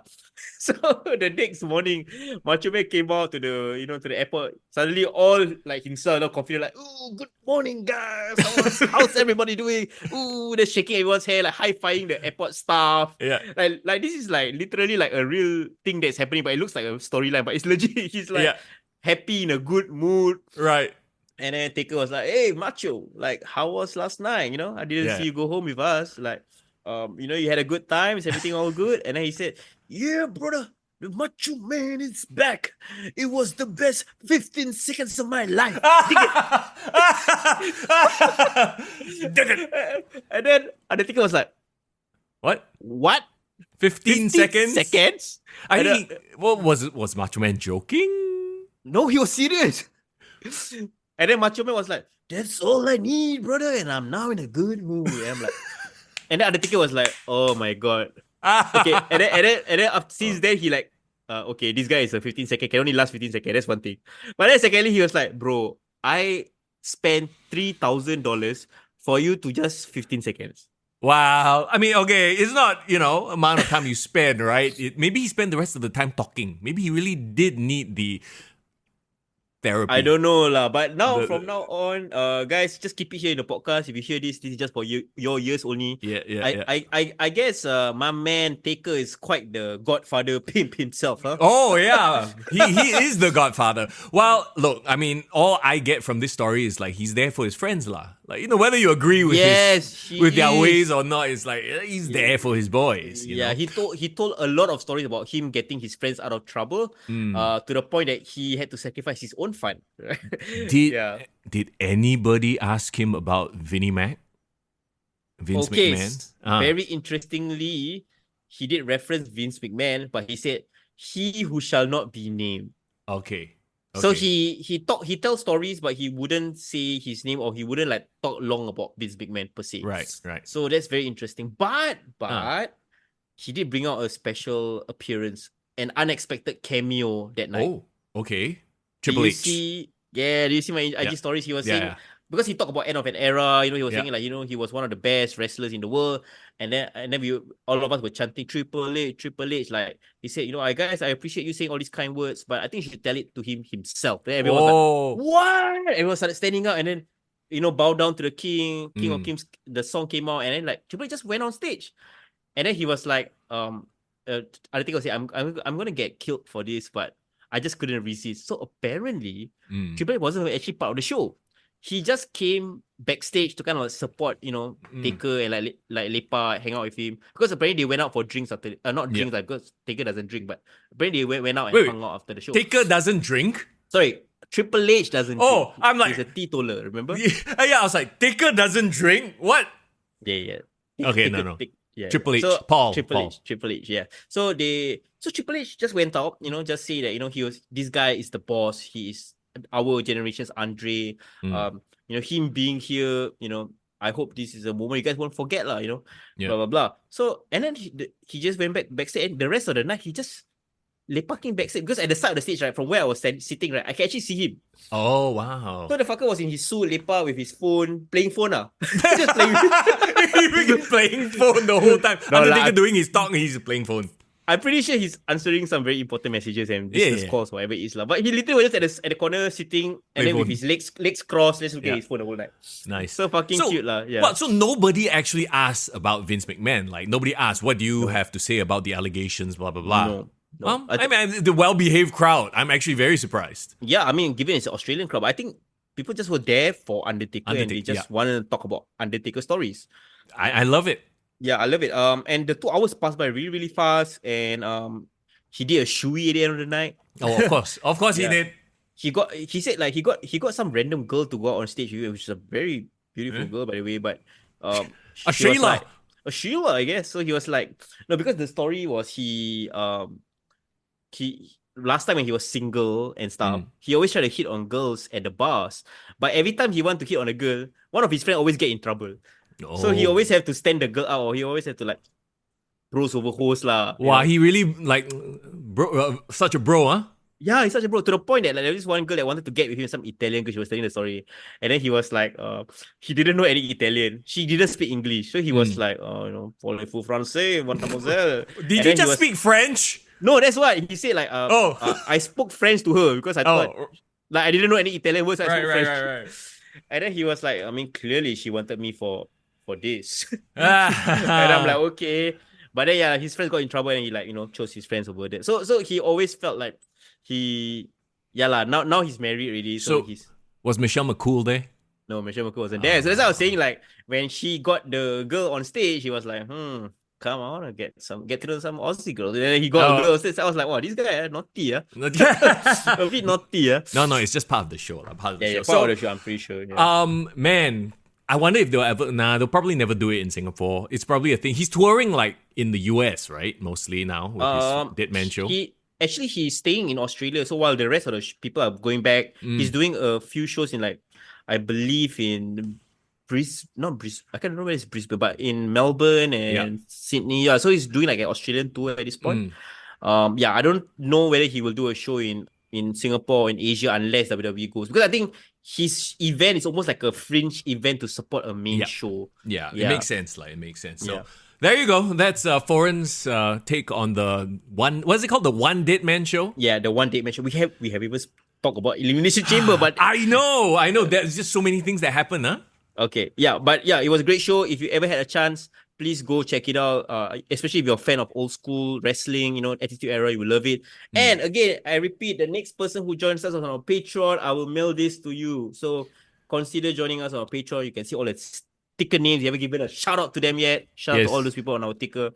And it was a great show, and it was worth the money, man. It was definitely worth the admission alone. So let's give a shout out to our Patreons right now. The Shadow from day one there, Div Royalty, Fias Grinder, let's go. Rishi, what's up? Irvin, Doc, Saleh, Fast Game, Crypto Bro, LK has joined the Patreon. DJ Jeffy G in the house.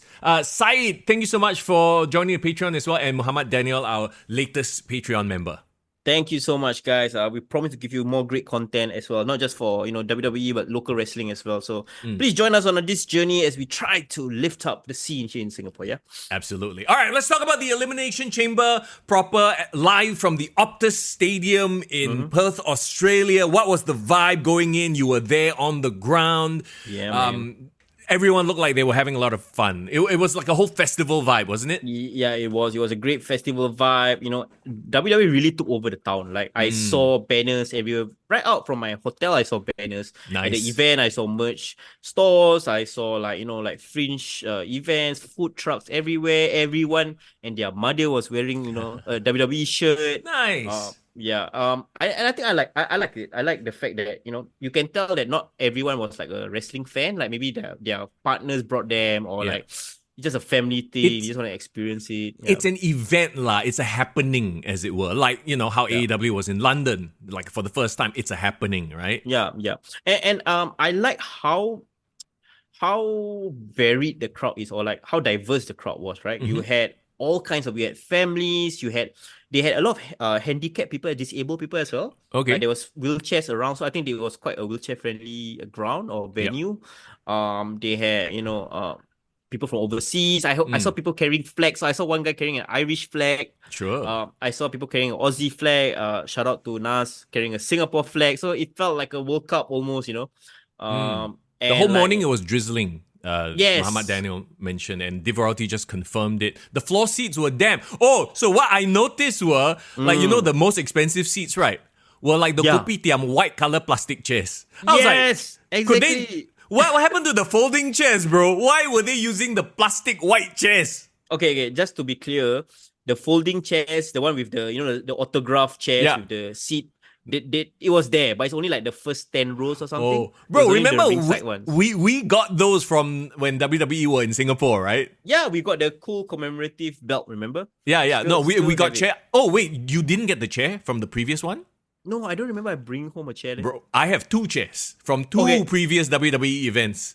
Wait, the 2019 one, did we bring back a chair? I can't remember, No, bro. the one we were sitting in the front row, we got the commemorative miniature belt, right? But I think the years before, you actually brought home the chair. Nice. I mean, honestly, I wouldn't want to bring home a chair and put it in my Uber lah. Yeah, mafan lah. Yeah, very mafan lah. It's okay lah. Take the belt lah. But the ones at the back on the floor, the ones at the back and everywhere around was really the kopitiam chairs and. It was damn hilarious funny to lah. me. Yeah, I think Div, you were sitting there, right? And then she said that it was cable tied to the next chair. Oh, so you So can't you're like- steal the chair lah. You're just stuck there lah with Oh, in between allow. 2 people. Yeah. Divarati said back pain. The cheap poor chairs. Okay, the back pain Aiyo. was worth it for Damien Priest, though, right? I'm just saying. Jason says how great it was to be able to watch a PLE at normal hours. Yeah, that was awesome. So I was there around 5. So 5 p.m. Doors. I think doors open earlier, but even up until 5:30, then the pre-match show started. So it was quite good. It was like a normal timing. I felt comfortable. I could spend the day, do stuff, other stuff, and then go to the show. No issue with the crowd traffic, even though there was a lot of people. Yeah. But I could get to my seats easier. My seats was actually on the first level of the stand. So I didn't go down on the ground, but I was at the stands and I see. I was directly right in eye level of the chamber and the ring. So it was a pretty nice view. Talk to me about like the view, because Singapore Indoor Stadium, much smaller venue, you can see the ring clearly, right? Elimination Chamber, you have these giant LED pillars, you have the chamber itself.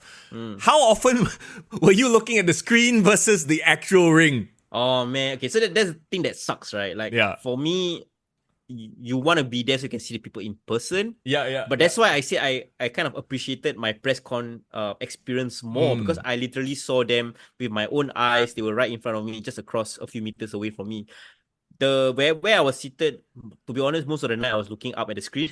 I have to believe that what you're essentially paying for is the vibe, the arena vibe, being there with people. Yeah, they are there, but like you're half the time, 90% of the time looking at the screen, right? Yeah, it's like an IMAX experience. I just take it as that. I just see a huge ass screen with a great surround sound. The best surround sound, and you get to be part of the crowd as well. Yeah. And I think even though, yes, I could only see most of the matches on the screen. Like every time like a big moment happened, I will make sure I will look with my own eyes. And like if I were to record stuff, I will record my phone on the screen, but my own eyes are looking at what's happening. So I can see things like, people jumping off the chamber and stuff like that lah. I think it goes to watching wrestling. It's always best done in a crowd. As opposed to you just sit at home by yourself in front of a monitor, like you don't get the vibe, right? So I experienced Elimination Chamber in a very unique way, something I've never done before. I did a watch along on my Twitch channel, right? And how was that experience, bro? Tell me about that. It was actually a lot of fun. Like, shy of actually being there in person, obviously being there in person with, fellow wrestling fans, that's the best experience you can have, right? But I was like, I had like fellow wrestling, like Fiaz Grinder was on the chat with me and like other wrestling fans there and people from around the world actually just like dropped by and they had their, their own things to say about each of the wrestlers lah. Did they introduce themselves where they were from? Yeah. I got people from like South Africa. So wrestling is really like one of these global things. And I think that's what it is. Like some of these people, they want to be part of a community to watch this thing together as opposed to just sit down and watch yourself, which is what a lot of us do sometimes, right? Yeah. Do you plug then the podcast then? Of course, I always plug the podcast, bro. It's right there. Kick to the gut right there, right? Awesome. That's great, man. Yeah, it was a very unique experience and something I want to do for WrestleMania as well. The only difference is I have to wake up early for this one. Oh yeah, I mean definitely. I think we will plan something fun for WrestleMania. We Yeah, might yeah. even do a watch party together. Mhm. Whether we do it in person or we might even do it with our patrons. We shall see. We shall Yeah, plan. yeah, yeah. But watching it on stream live with everybody was a lot of fun, and it added to the enjoyment, I feel, of Yep. the product, like how it should be watched, right? But let's get down to the actual card itself. Okay, there was a like a kickoff show. Yes, they had a kickoff match. Oh Right? boy. Kabuki Warriors versus Candice LeRae and Indy Hartwell. At no point did I ever think that Candice LeRae or Indy Hartwell were going to win. Even though Indy is the hometown favorite, it's like there's no reason for them to win. Yeah, I mean, it was kind of predictable, but let me just say, like, the Aussie fans, they are really supportive of their local wrestlers. Indy Hartwell got a hell of a pop, and everything she did had great reactions. I think they really love her. They booed everything that Kabuki Warriors did. so that's very, very interesting. And I think the crowd made the match, at least in my eyes, being there, 10 times more entertaining because of the crowd's reactions. I agree with you 100%. As we've seen from like other events in the US, right? The Kabuki Warriors, when they come out, it's like no reaction. But here, the crowd was booing them. I was like, oh, wow, okay. Like, it made, like, we always talk about the crowds make the event, like, if you want to judge by a score, you get +2 points for a hot crowd. How did the Aussie fans translate on camera, like on streaming? Like, did they sound loud? They sounded loud. They sounded like they were cheering and booing like everything, right? Yeah. Where they were supposed to. Well, except for certain few exceptions, which we'll talk about in a bit. Did you enjoy the match while they're live? Were the people into it? Honestly, I was into the match. It was the first time I actually focused on Indy and Candice LeRae. Right? I thought Indy did a lot of great moves, showcased herself. I think this was the best she looked on the main roster, to be honest. Yes. No, because she's the hometown hero, right? So I guess also they probably worked it out like, yeah, she's going to get most of the shine. Candice was going to be she's going to get beat down and Indy's going to come in for the hot tag. That's the whole formula, right? Mohamed Daniel, you brought up a great point. Mohamed Daniel said like the entrances alone was worth the price of admission. I agree. Really, the entrances to me added so much. I felt like I was so invested in the wrestlers because of the entrances. Yeah. So don't underestimate the power of a really good entrance or presentation. It's present. Yeah, no, that's exactly it. It's presentation. It's milking the audience because if not, then you'll have to have them rest for an extra 10 minutes. Wow, very sian leh. Yeah, very tiring leh. It is tiring. Yeah. So the match was great, and immediately the crowd was starting to buzz because it's a few minutes away from the show starting. And then you know that opening package that they always play before the start of pay-per-view? Yeah. Or like that opening crawl, together forever, that kind of shit. Yeah. So the moment that thing started playing and everyone know that, this is gonna start to go live already. We're gonna go be live soon. Everyone was rumbling. It rumbled. It felt like, anticipation was great. And then I think the first as the packages was playing, immediately the chamber was getting lowered, right? So I was before the show started, I was like, where the hell is the chamber?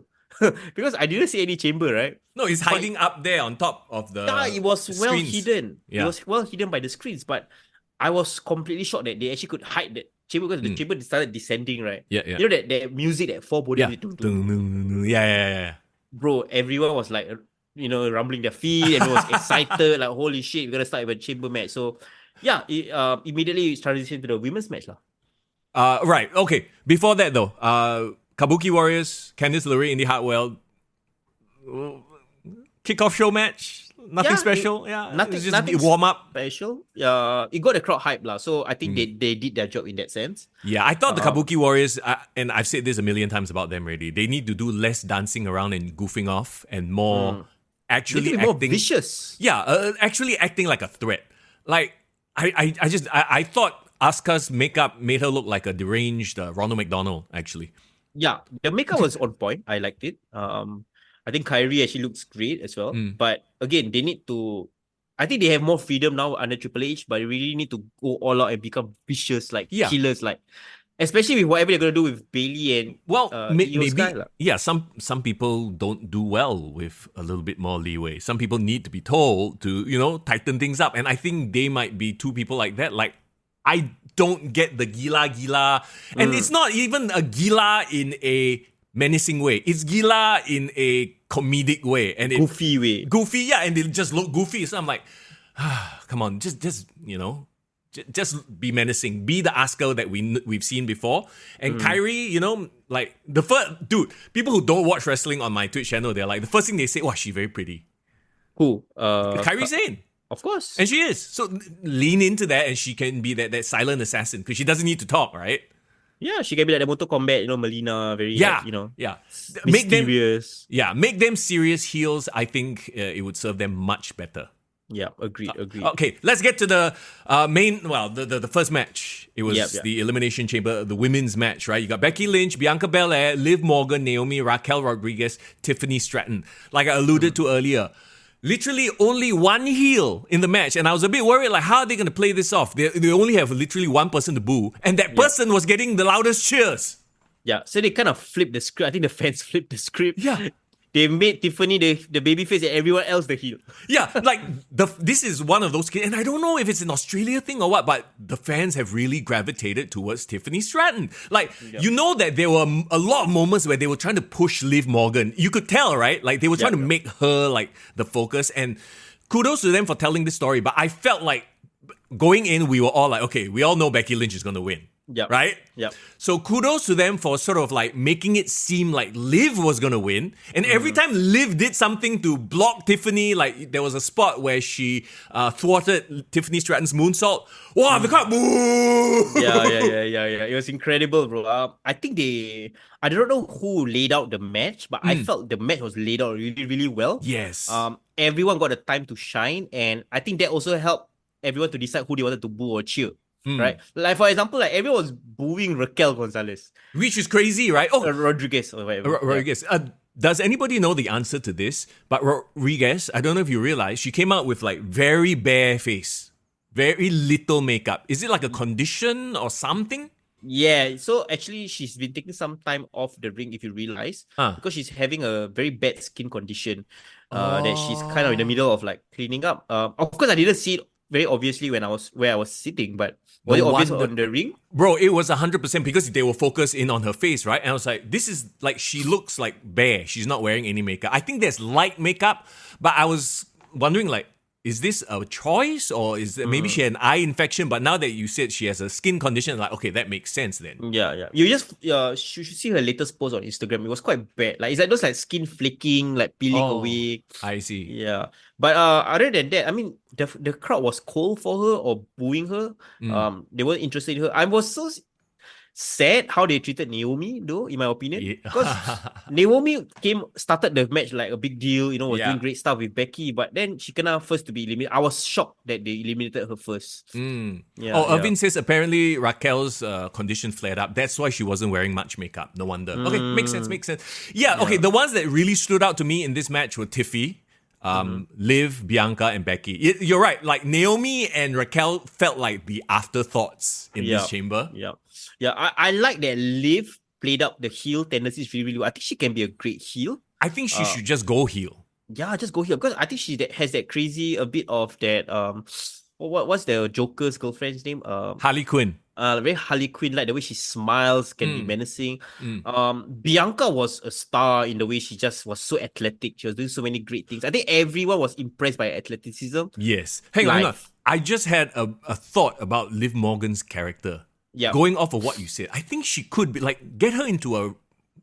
Okay. This is the days of our lives writer in me. Okay. But like, get her into like a crazy ex-girlfriend role. What do you think? I think she could pull that off. Isn't that what they were trying to do with her with Lana, remember? Oh, yeah. Well, that one was just hinted at lah. They can't really go full on like a lesbian angle, right? But like have her play up an actual romance with one of the wrestlers, and then have her like be super like, I don't know, crazy, vindictive.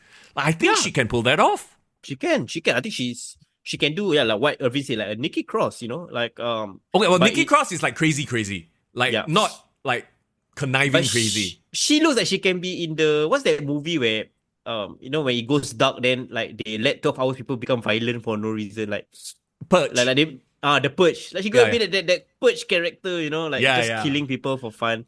Yeah, she's great in that role. Like I said, Bianca impressed everybody with her athleticism. I think the guy beside me was an Australian guy was saying like, man, she's so strong, man. Like she's just a beast, right? Bro, psychotic ex-girlfriend. That's what people are saying in chat. Also, Irvin says, make Liv stalk Montez. Yes! Yes! Make her obsessed over Montez so that Liv and Bianca can feud. Love and WWE season 2. By the way, I tried to watch. Bro, after one episode, I was bored, bro. Okay, so they are a boring couple. No, they're not. They're interesting. I don't know if it's the presentation. They are it's too wholesome a show. See, that's the problem. I think because WWE is in this point right now where everything has to be very professional, right? Like, when they do their, like, the Total Divas, there's a lot of scandal. There's a lot of tea. Bitchiness, right?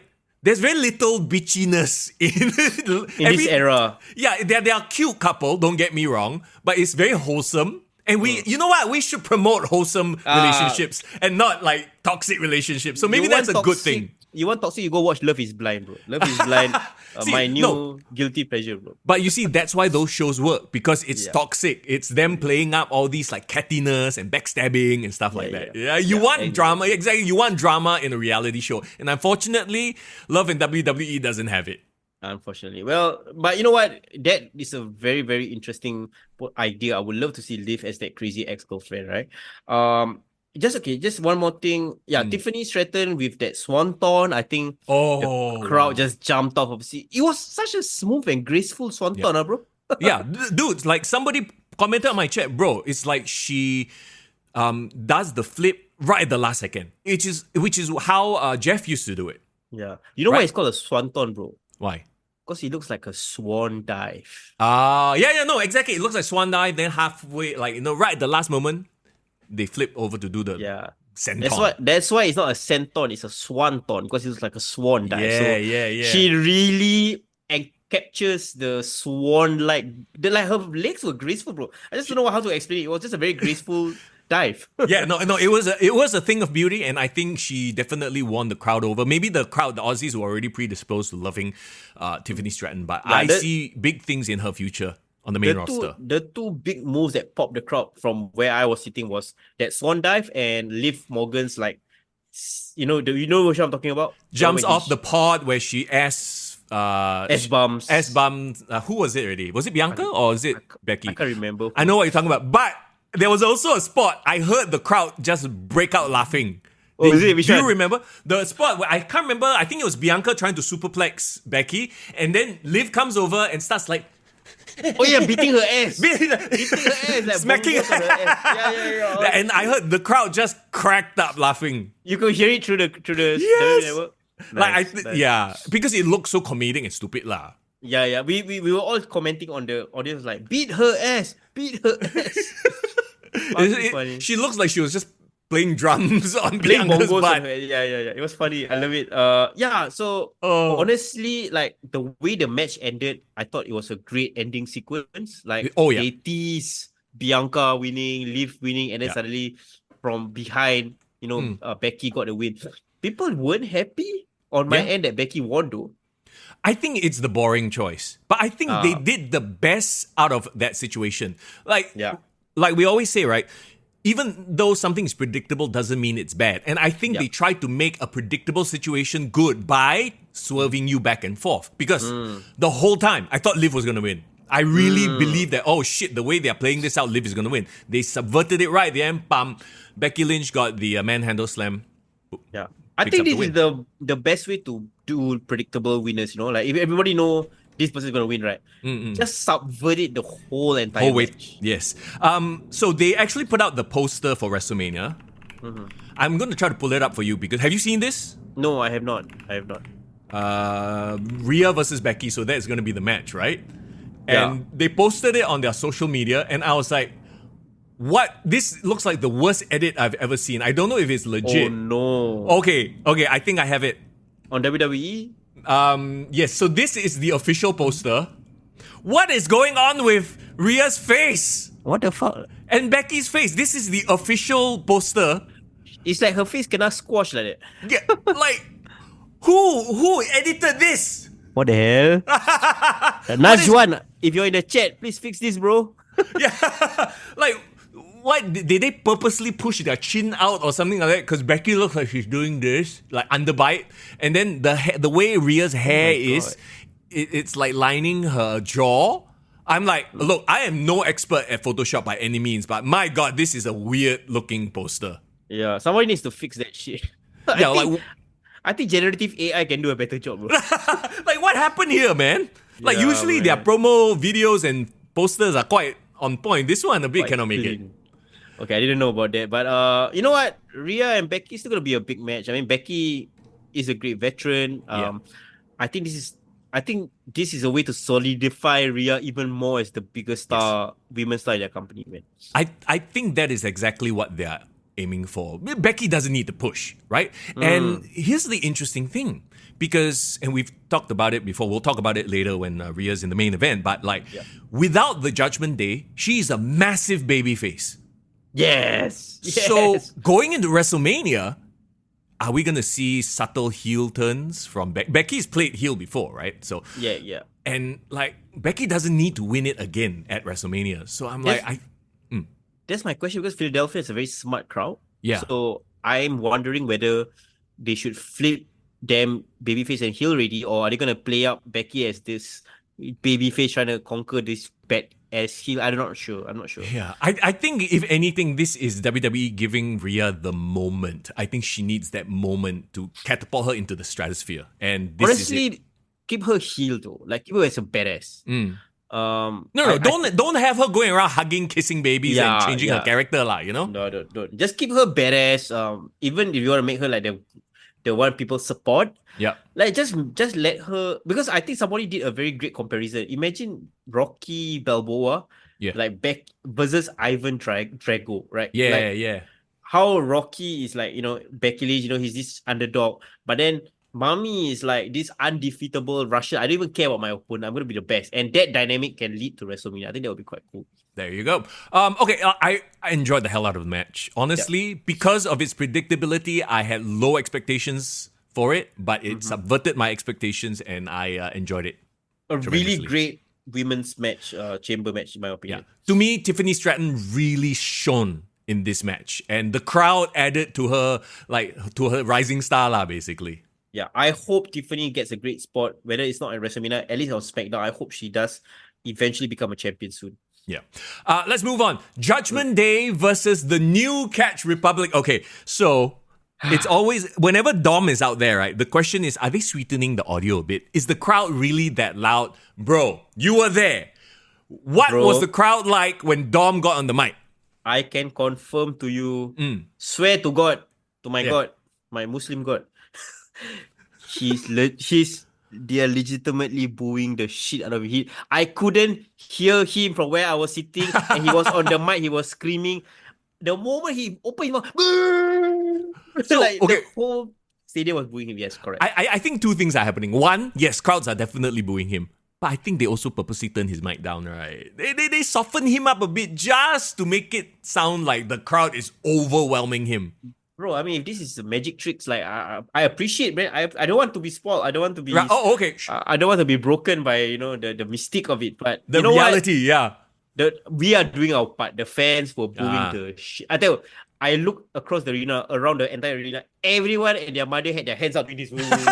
Or like freaking middle fingers and up there and all that. So, also hello to everybody who's just joined us on the podcast. Zayden is like, today Tuesday. No, we're doing a special Monday episode. I want to give a shout out to Fias as well, who hung out during my live watch along during Elimination Chamber. Appreciate you. Sahus, Fodamaka. Chin Long, I think Chin Long, you are a bit late in the podcast.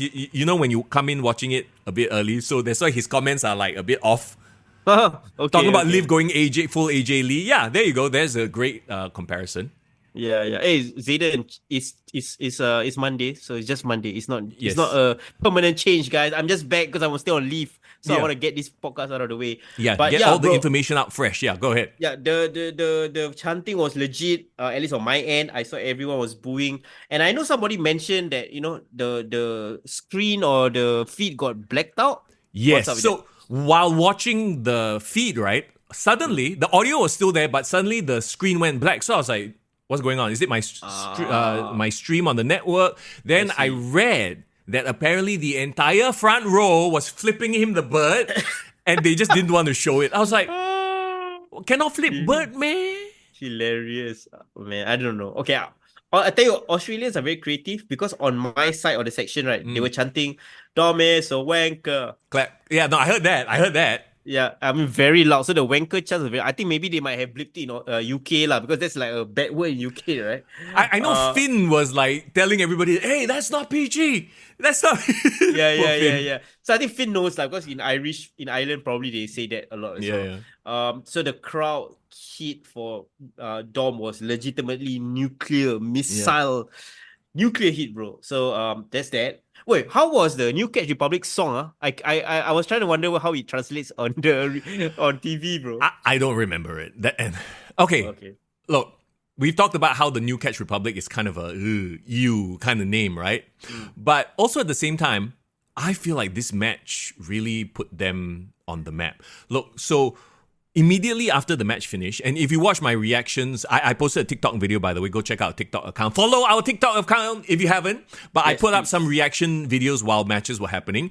And the first thing I said was, it feels like NXT Black and Gold, where teams who go out there and have bangers of matches. The stories, they're kind of there, like you didn't really know who they were because they were still in NXT, right? Yep. But after the match, you felt like, oh wow, they really let them go out there and show out. And this is what I thought happened in this match. They showed up, bro. Watching it live was amazing, bro. And you gotta understand, right? Yeah. Everyone around me was assuming this was like a toilet break match, right? Everyone was like, oh, okay, you're gonna go. A lot of people like actually left at the start of the match to get to the toilet or buy food or blah blah blah. But by the end of the match, I tell you, everyone was glued. Yeah. Everyone was cheering the heck out of like Tyler Bate, Pete Dunne, and I was like scanning the crowd and seeing some of like the women who I'm pretty sure they weren't really into the wrestling or they're just watching it as an experience. They were legitimately doing this when like Pete Dunne was doing all the cracks. Yeah. The cracks. And then like when, the big strong boy was doing the airplane spin, people were counting along. Yeah. And then like, they were so great and smooth. They were like little, I don't know, man, like hyenas, the way they were attacking. They were like pit bulls, right? Yeah. Yeah. They built this match very well. Again, I legitimately thought that New Catch Republic were going to win when they hit the, their tag team move, the Burning Hammer. It's a burning hammer, but they are from Birmingham, so Burning Hammer. Yeah, that was great. That was a great move. So, dude, I legit was like, oh my god, they're freaking gonna win. Of course, they didn't. I also want to say, like, Finn gets. I feel like Finn gets Pete Dunne's gimmick. Because I don't know if you noticed, at the end of it, he was still freaking selling the photo. And then, I don't know, there was some bleeding or whatever it was happening.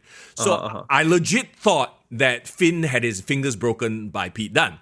I've read the reports. Apparently, like, he's fine, there's no injury there. But in the moment, I was like, what, did Pete Dunne really break his fingers? Because, he had some blood and he was really selling the shit out of his hand. Yeah. It was amazing. Like, and I think I know why, bro. Like, 3 out of 4 of them are from the British scene. Yeah. So they've wrestled each other probably a bunch of times, right? Between Tyler Bate, Pete Dunne, and Finn, right? And I like that they had one time big size guy like a Damian Priest kind of holding things down. So like he was a great base for them to kind of like bounce around and do a lot of crazy stuff around him. So this match was low-key my favorite match of the night. Like legitimately, I was so impressed. And because I didn't have any expectations. But I think the way Pete Dunne and Pete Dunne and Tyler Bate like came together was great as a tag team. I'm just so sad that Pete Dunne just left a shitty name to join another shitty name. From the Brawling Brutes to the New Catch Republic. Okay, I will say that this was the best wrestled match. Yeah, best wrestling match for sure. Best wrestling match, yeah. There was one moment though, I don't know if you caught it. I know which you're talking about. I hesitate to use the B word, but it was quite like glaring. Yeah. Okay. So the moment was supposed to be. I can't remember. It was Damian Priest was supposed to have been flung or thrown into the turnbuckle. It was a Hurricanrana. Hurricanrana. Yes. Thank you very much. But I think his knee went down. He buckled a little bit, so he fell short of the turnbuckle. So he had to get up, stumble towards the turnbuckle to knock down the Finn Balor. It was hilarious. Bro, everyone no. saw and recognized it as a Bosch. My entire section was laughing like it's Oh, a Dave Chappelle comedy show. It's like, oh, oh my no. god, he stood up. Why did he stand up again?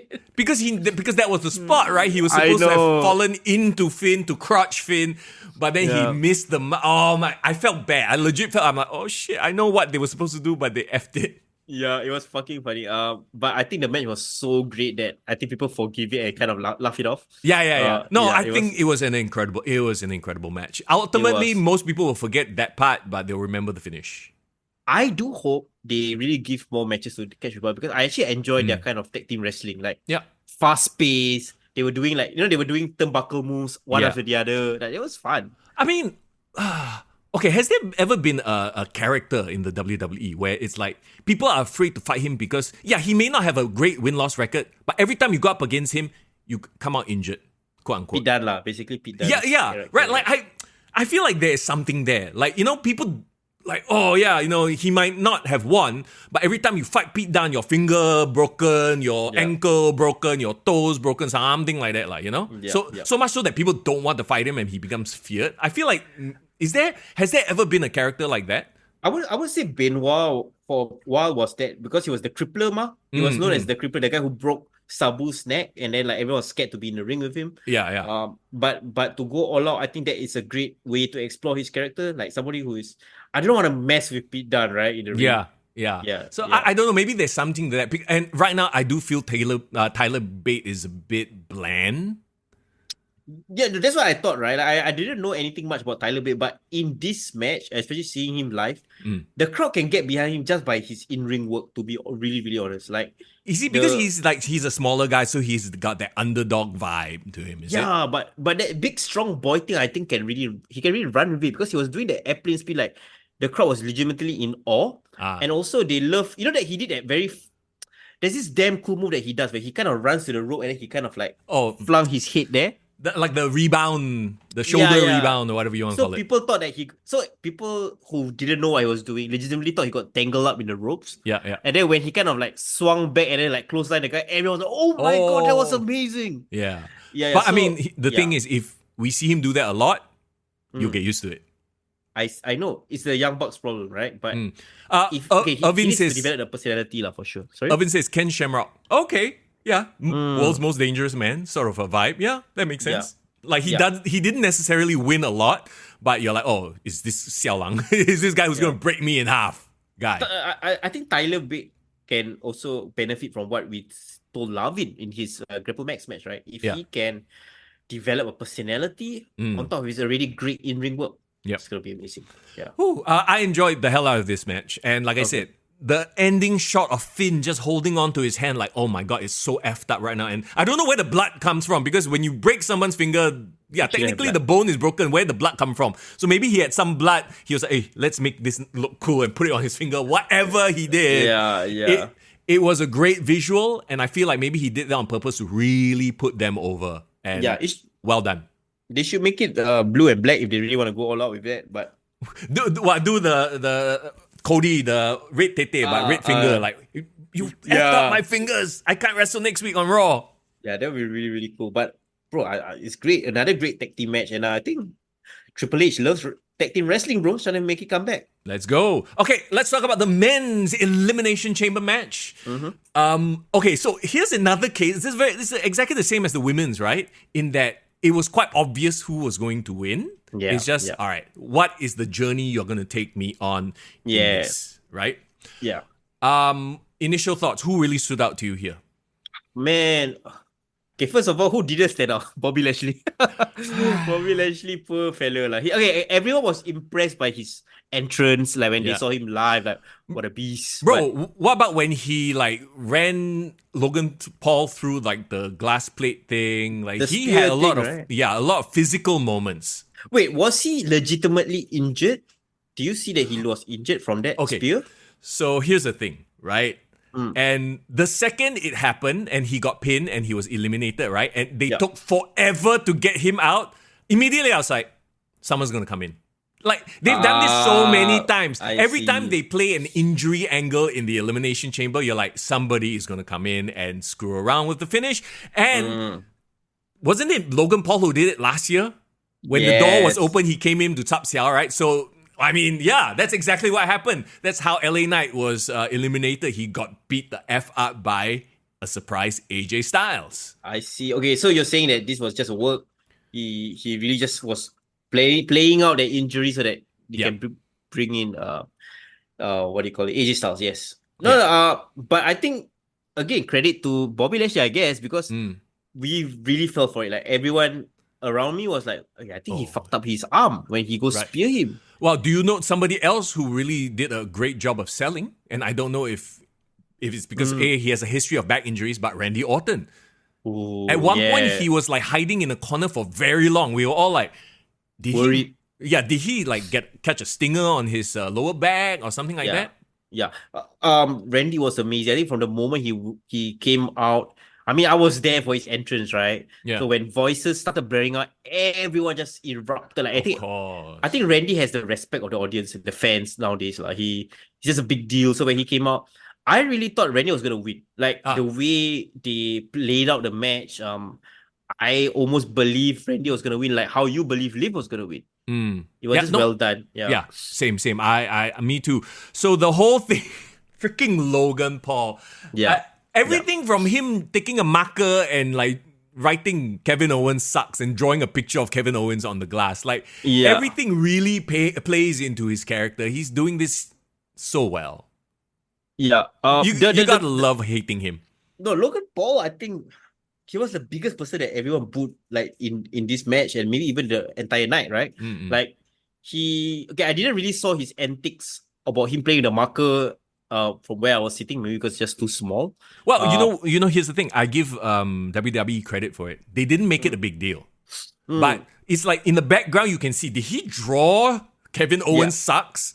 You know? Yeah.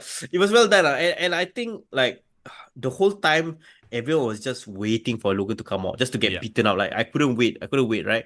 They really teased us with that. They made, I think, LA Knight, right, start off the match with Drew. Yeah. LA Knight was another guy that got great reactions from the audience. Everyone was like, yeah. It's a thing, bro. It's a thing. He's gonna be stuck with it forever, like how Stone Cold is. And then, like, remember there was this one time where I think he was trying to do like a superplex, and then like Drew counter, and everyone was like, Nana. Oh, right. It was funny. So, like, everyone was like kind of in the moment, enjoying that.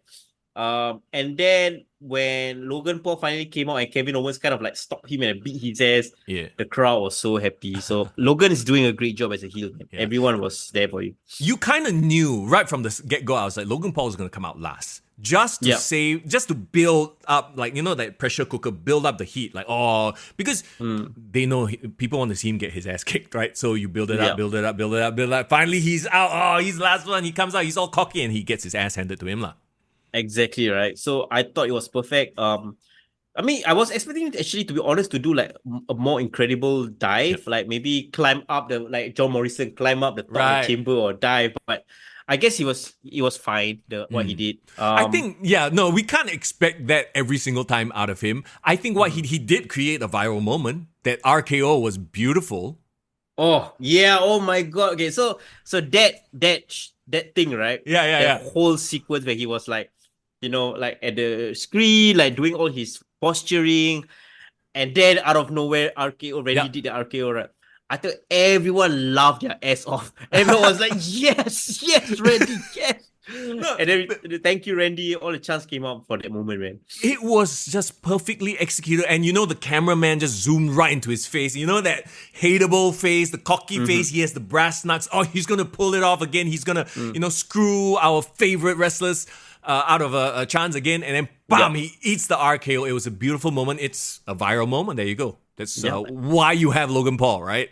Yeah, and I think I remember an episode when Randy and Logan did an impulsive episode, and he even mentioned to Randy, like, before I even watched wrestling and know anything about wrestling, I always saw your RKO out of nowhere. The memes and trying trends when he was on Vine, and he said that got him into wrestling to learn more about him, and wow. So Logan has really show his admiration and been very upfront about his express his respect for Randy. So I think this could be a way where Randy's like, I want to put this kid over, and that's why they did what they did. Put this kid over. Okay, that's interesting that you said that. And we'll get to the ramifications for WrestleMania in just a bit. But that finishing sequence, can we talk about that finishing sequence? Let's do it. I want to know the crowd reaction, because while I was watching it, I was like, oh shit, here we go, right? Like, you had Drew sort of like towering over Randy, and Randy's like struggling to get up. And then instinctively, because we've watched wrestling all our lives, we are like, this is where Randy's going to RKO him and he's going to beat him, right? This is the moment, right? And then he does it, and we're like, oh, here we go, Randy's going to win. And then Logan Paul with the brass knucks hits Randy Orton. Did you guys see that happening?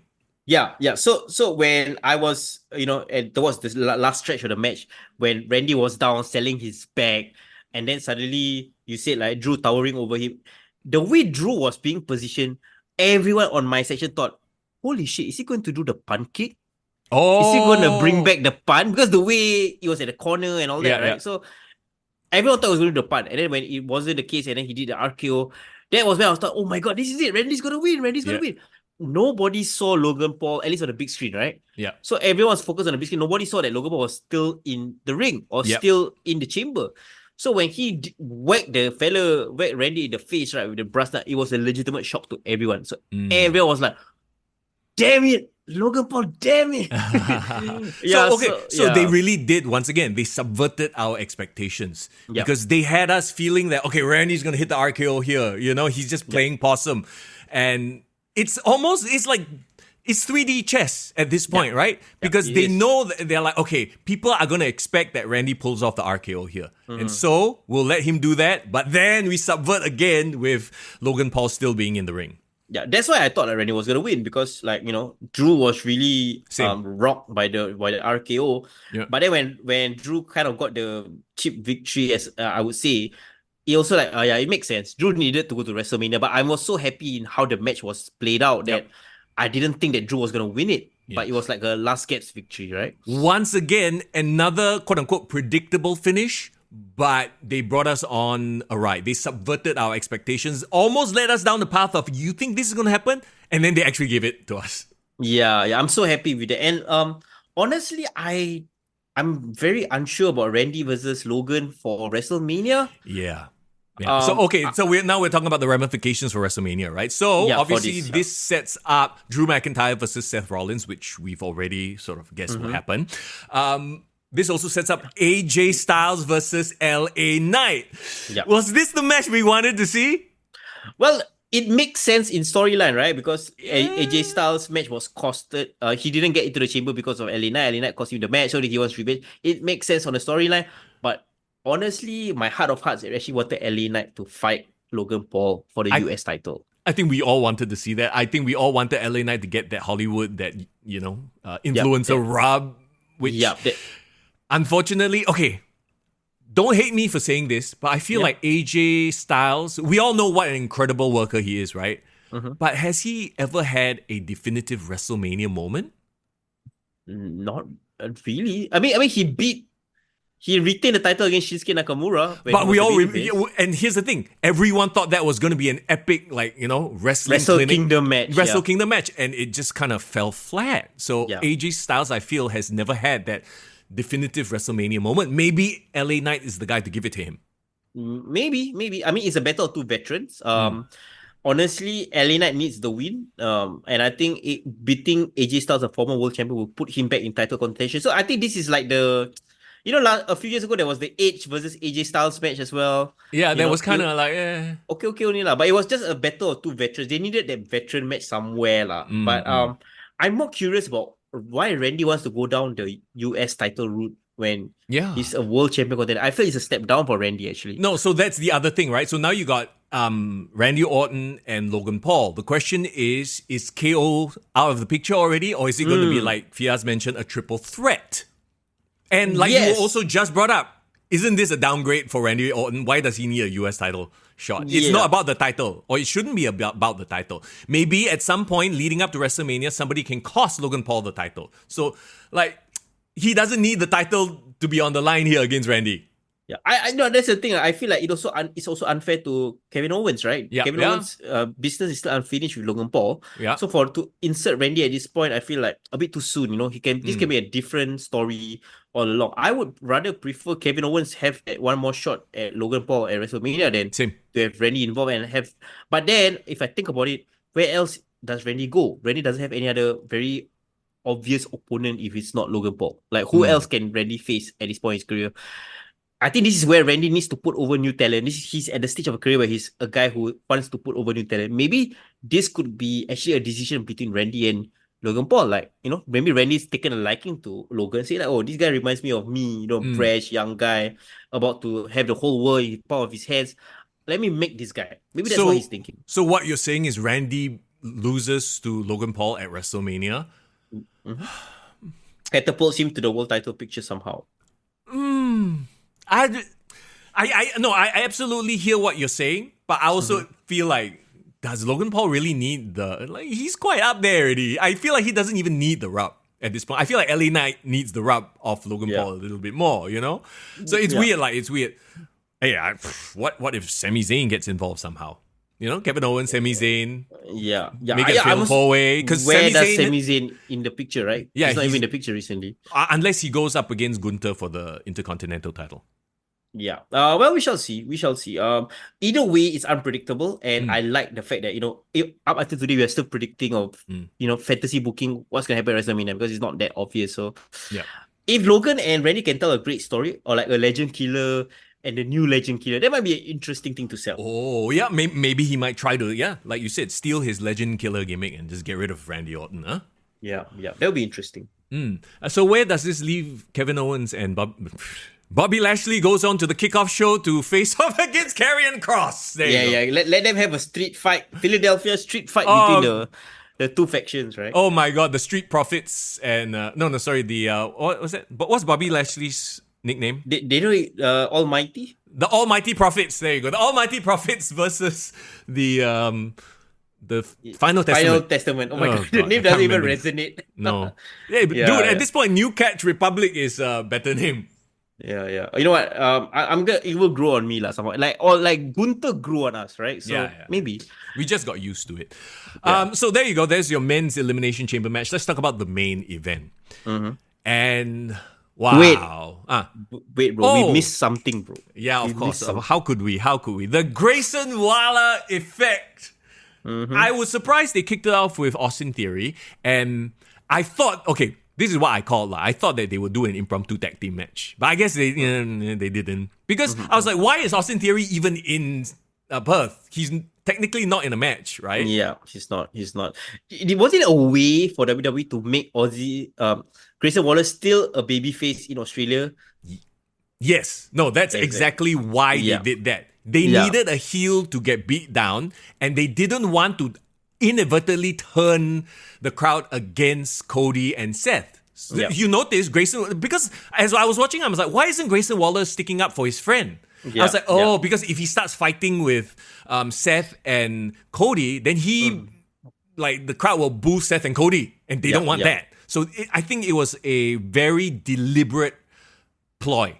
I mean, not ploy, but it was deliberately done to get the crowd still cheering for the good guys, but also not turning them by accident. Yeah. Can I be honest? Okay, I'm just waiting for you to acknowledge. I can be honest. Okay. Right, go ahead. Yeah, sure. I was really disappointed by this whole segment. Oh, that's because, okay, here's the thing. I feel like a lot of people had expectations of Roman Reigns, of The Rock. And I think so that was the major. Oh, by the way, Jason just mentioned men's EC Chamber review ended up without talking about the winner. Poor Drew, we didn't talk about Drew. Okay lah, Drew. I mean, we Drew win lah. Okay lah. You also said he needed the win to move on to WrestleMania, and he got the fireworks and everything. That's great. Okay, and I remember I said this during the watch along. He deserves a WrestleMania moment. Yeah, especially after he basically held the company up. Not in a bad way. He put the company on his back during the pandemic era, and nobody was there for him in real life because it was the pandemic era, right? So he deserves, even now as a heel, he gets to feel it in a live setting, and I think he deserves it. And Seth, Seth will give him a great match, and Yeah. Seth needs to go off for his surgery, right? My question is our dear senior Money the Bank gonna ruin Drew's moment or not? That's the question. There you go. So that is the big question. And when is his contract coming? When's the expiry date on that briefcase for crying out loud? It has to be soon, right? Probably the next Money the Bank, so July, I don't know. Is but, it? Okay, yeah. Yeah. But okay, let's talk about the Grayson Waller effect. I know you were disappointed. What was the feeling in the crowd? Were they disappointed as well? Did you feel like Okay, you know what? Even though we are personally disappointed, but I think this is great for the Rock's heel character to not show up. It's perfect, right? Like because the nice guy Rock, the one that want to please everyone will definitely come. Make everyone happy. But the fact that he teased coming, but then never show up, it's like, oh yeah, fuck this guy. He's not my people's champion anymore, right? So it's perfect in that way. No, it works. Yeah, but you know what I wished though? I wished if he was gonna go full Hollywood Rock, wouldn't it have been even better if he were to appear via satellite? Yeah, or even a video package, right? Where he suddenly shows up face big on the screen, and cuts a heel promo. Correct. Talk shit about, Australian crowd or like, I always wanted to fly 23 hours, but then I decided, I can't be bothered. Something like that, just something to like kind of piss off the crowd, make a great reaction. And then then after that they can continue back to the live ring segment, right? So I'm disappointed there was no Paul Heyman, no Bloodline match, nothing from the Bloodline. It's very interesting. See, I feel like that's because people had expectations, and I fully 100% did not expect The Rock or the Bloodline to show up, and so I wasn't disappointed lah. You can't blame me because like literally, the front paper on the newspaper and the local newspaper in Australia was like, sports section, will The Rock show up tonight? Wow! Like even the newspaper were bought into it, bro. Because they have to go for the biggest headline, The Rock is the biggest superstar in the world. So it makes sense for them to put that as a headline. I thought it was a really brilliant segment. So you had Cody Rhodes call out The Rock. I want you one-on-one. And then Seth Rollins was like, I'll have your back, blah, blah, blah. Because, with the Bloodline, it's never one-on-one. So they didn't announce a tag team match. They teased something along the lines, but they didn't go out and say, okay, tag team. So there's no official tag team match yet. Which is the rumor for night one, right? You got Rock and Roman versus Seth and Cody. But nope, it's not happening.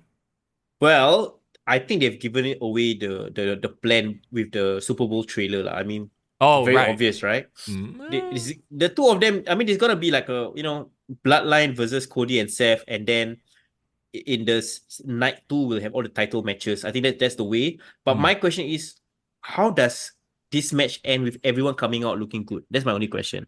Right. Yeah, because if Rock wins and then Cody gets pinned or like their team lose, then Cody just lost at WrestleMania. So like, is he gonna stack the deck even more? Will he even win at his match itself? Yeah. Well, I mean, if the Rock's team wins, right? If Bloodline wins, then Cody is going to win at WrestleMania. Has to be what? They can't have 2 losses in a row. Wow, them sad. See, that's why honestly, I am not buying the concept of the tag team match for night 1. I don't think that should happen. I don't even think The Rock is ready to be back in the ring, to be honest. So, do you think Cody versus Rock will happen as a singles match or what? I don't think so at all. Okay, first of all, it can't be a singles match because we all know like Rock blew up with like 5 minutes in the ring with Jinder. So yeah, no, you know what I mean. So, but the tag team match helps him kind of cover up a lot of his weaknesses. So it makes sense from a physical standpoint to have that tag team match, right? But like, okay, can you imagine 2 nights in a row the headliner is Rock and Cody in some shape or fashion? It's like a bit annoying, right? Like, that's the whole endgame situation, right? They want to make it like an overblown storyline that dominates everything. I mean, it will make everything else look like not a big deal, but the thing is, like, it is the biggest storyline going into WrestleMania 40. I think it should bleed into both nights, in my opinion. Do you think they would give away on Raw a tag team match on Raw? No, they can't. Right? Unless it's like a big Raw before WrestleMania, like a Madison Square Garden. But I don't think they're doing that. Like, it could be like they could aim for like the highest rated Raw ever to have like that tag team. I don't know. But yeah, I guess they shouldn't give away on free TV. You're right. Yeah, they shouldn't. I mean, The Rock's first match back in like almost a decade lah. I don't think so. I don't think so. Okay, so you had Austin Theory aping all of The Rock's catchphrases, and then he gets beat up. Dude, did you see the way he sold the stomp? Yeah, it was so good. Bro, he essentially did like a half headstand, right? When he took the stomp. I'm like, oh my god.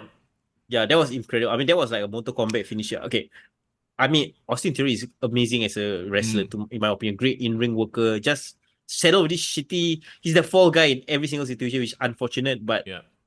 he's great. So I hope he gets the chance, lah. You know what? I feel like they are really putting him through his paces, making him earn his stripes. Because Better they've already, than the previous time, right? yeah, they shot him straight into the main event, main roster. Remember with Vince McMahon, he was like another chosen one, another Drew situation, right? But he wasn't ready for the limelight. So now they're like, okay, let's make him work for it. Let's make sure, we round him out a little bit more, give him a few more years before we put him back into the main event picture. I think it will help him both as a performer and as a person, as a company man, lah. In the long run, lah. In the long run. But with whatever that just transpired in Australia, do you think Grayson Waller and Austin Theory will have like a blow-off match? Are they gonna feud? I see. That's the thing, right? Like, so the idea is, did Grayson Waller subtly turn face? I think not. I think it's only because, like we talked about, they were in Australia and they didn't want the crowd to boo Seth and Cody if Grayson Waller started, defending his friend, right? I think that would have been counterproductive.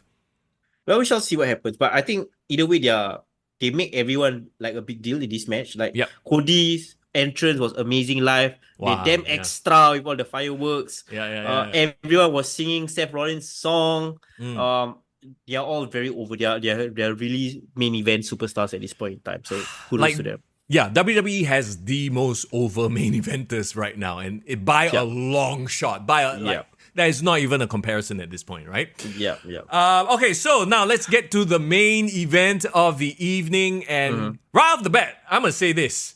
Yeah, I think that the crowd added 2 points to. If there were a rating to this match, the crowd made up for it. I wouldn't say it's like a Rock Hogan moment.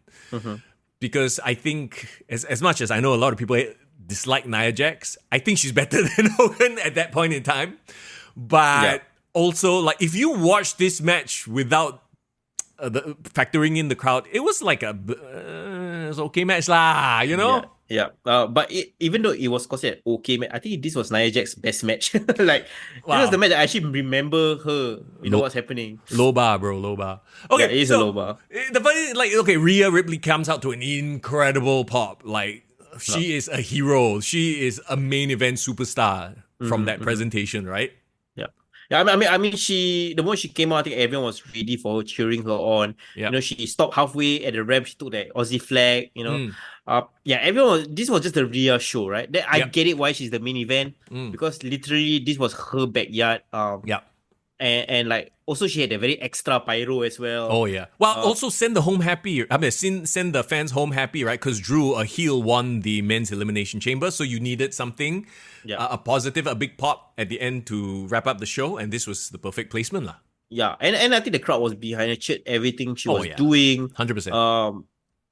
She appeared strong. Also on top of that, Rhea is right now at the peak of her career also. It's not like she's a mid-carder. You know what I mean? Yeah, she is a women's world champion at this point in time. Yeah, at this point, she is a champion, a headliner, arguably more over than a lot of the male superstars as well.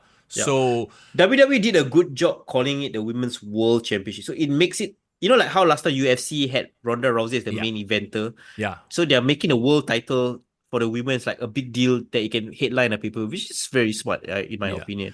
Fia says this one Tete slap match. So I pointed this out during the live stream watch along, right? It's like, hey, they're like slapping each other in the chest a lot. What's kind of pia pia pia?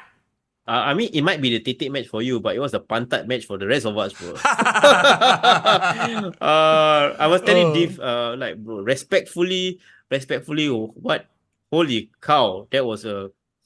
Yeah, I mean, the cameraman was doing some incredible work. Oh my God. Okay, not all heroes wear capes. But it was a physical match, and it was. As well it should be. So I was like, the WWE universe doesn't forget, right? Because there was the moment where Nia Jax did the sit down to squash Rhea, and then Rhea got out of the way, and then there was a "my hole" chant Yes, we started it, man. We started Oh, it. okay, Like, there you go. My holy. home. That was hilarious. I laughed my ass off. Yeah, so like it's great that there was continuity there, and I don't Yeah. think they even planned to make it a my whole. I think we Yo, did the the fans. my whole chance, and then I Yeah. think did the announcers acknowledge it or No. laugh about it? No, they didn't acknowledge it, but it was hilarious. I laughed my ass off. I was like, what the? My home. Yeah, we brought it back just for this, and the ending sequence was also incredible because like we've seen we've seen Rhea struggle to actually carry Nia Jax. Yeah. Like physically, but she could do the riptide on her, and it was so smooth this time around. I could tell that Rhea really has leveled up her strength. So the whole idea, right? They tried to tell this story from the start, and the commentators were feeding into it like, "Oh, Rhea can't possibly riptide her. She can't." So they're trying to do the whole like she can't do it, and then they built towards the moment where they did it. So that was the whole thing of the match, right? Yeah. I'll tell you some of the more cringe moments during the match. Say what you want, lah. I know a lot. Like Edison, one of our OGs, he can't stand Nia. Every time she sandbags or she does something that looks awkward, he's like, this is Nia can't work, right? So Rhea started the match with a Hurricane Rana. Oh, yeah. What was the reaction? Was it confusion? Because she does the Hurricane Rana, but instead of flipping over, Nia just kind of like stumble a bit. It looked a bit clunky, didn't it? Everyone on my side of the arena was like, please don't hurt Rhea. Please. Everyone was worried because everyone was like, well, she's really dangerous. Everyone just talking about themselves. Wow, the way she does that banzai drop was scary. Yeah. People were legitimately, worried about her in-ring work. So it's still a thing. People still don't think that she's a safe worker. And right. Yeah, I think that plays into her matches as well. I guess. Also, there was so the table spot. And kudos to them. Yes, the table spot. I feel like I'm beating a dead horse with this, but how many table spots were there in the entire PLE? One? Yeah, no, and that's a good thing, right? That's a good thing, yeah. Do you notice the chamber matches? There were no kendo sticks, there were no baseball bats, there was no bullshit. It was just using the chamber as a weapon, as it should be, so that when there is a table match in the main event, in the match that matters, it made people go, holy shit. Even though a table spot is AEW. Every match got table spot. Not special anymore. In this case, they built up to it, right? Like I said, this wasn't a particularly well-wrestled match by a lot of standards. It was Nia Jax's best match. But that table spot was like a holy shit moment because it didn't happen the whole PLE. And I don't know if this was done on purpose or Nia Jax careless or whatever. Like, I guess, once again, this plays into her whole, like, she's reckless. Don't they usually clear the monitors first before throwing somebody through the table? Yeah. Because there was a moment where she slams Rhea onto the table and all the monitors are still there. So I'm like, oh my God, aren't the edges going to be like, dangerous? Even more painful, right? Right. Yeah. It didn't break the first time. So everyone's like, you fucked up. And then I think, when she did the Samoan drop on the table, it didn't break the first time. Yeah. So I think she kind of like improvised and did the drop. It was an elbow drop, right? It looked like a splash, but it's actually an elbow drop. Yeah. You know what's funny? Because she stood from the chair, not from the... you think she Uso? Uso will stand on the railing, right, to jump? The railing, yeah. She stand on the chair, yeah. She stand on the chair, then everyone was like, can she even jump that far? Don't be so bad. Like, her steady broad jump can make it or... So yeah, I don't know if it's really she forgot to clear the table or it's a direction where they're like, okay, you know what? It's going to hurt, but do it for the visual. Because it looked painful. Like her Samoan dropping her onto like the edges of the monitors. Those look expensive and look painful. Yeah, indeed. Oh shit! Shout out to Nasri, man. He's here. What's up? Silent guardian of the night. Our silent viewer. The one that was on our... We mentioned you. We showed a footage of us interviewing you, Nasri, earlier. Yeah. So thanks, man. Thanks for being there in Perth, bringing the Singapore flag. Representing all of us. Nasri says Nia didn't care. Wow, her reputation really jialat now. Like, she got this like, oh, I'm very reckless. But she's gotta be aware. She's gotta be leaning into it as well, some form in time, like a part of a character almost, right? Yeah, which is why I'm inclined to believe that they probably worked it out. Said, okay, I won't clear the monitors. It's going to look painful. Rhea's like, sure, let's just do it. Freaking hell, just make it look painful. And guess what? There was no glass. There was no thumbtacks. There was no, exploding bullshit. But it was a devastating move. See, it was. Because it was realistic. It wasn't outrageously over-the-top violent for the sake of over-the-top violence. Like Hogan and Rock, right? If that match was played without an audience, he was like, normal match. But again, I think audience makes a ton of a difference, and I think WWE is making the right move, having PLEs all over the world, where markets haven't had wrestling or WWE in a while. Give them to these crowds who are vociferous, crazy for wrestling. Oh, vociferous, that's the word of the day, ladies and gentlemen. Vociferous, just throwing out random chim words, bro. Thesaurus.com. This podcast brought to you by Thesaurus.com. Vociferous crowd. Bro. Let's go, man. It was vociferous. We cannot say for sure. We need a thesaurus version. Indubitably. Absolutely. Touche, my padre. Touche? What? I'm just throwing random French words now. Okay, come. Let's wrap it up. Bro, So, we still have revolution to talk about, bro. that one can do 5 minutes one. Fast one. It's okay.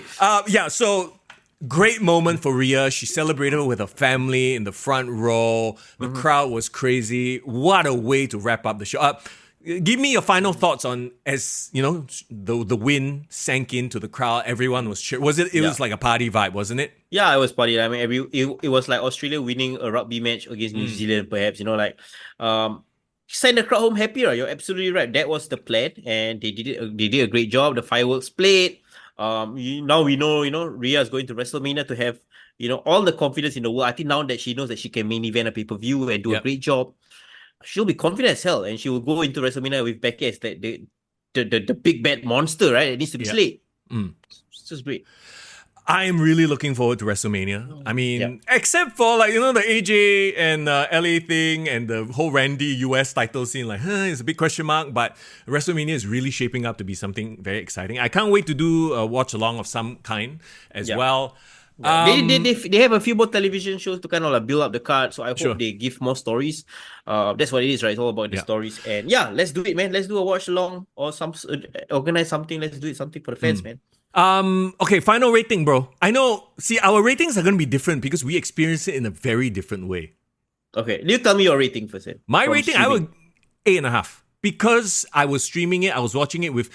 Wrestling is best watched, viewed with people, right? And even though they are virtual on chat, it's still like the excitement of having people react at the same time. I think it elevated it for me. And I thought it was a really good show. We talked about subverting expectations and predictable results, but done in an entertaining way. Subverting your expectations way. I give it an 8.5.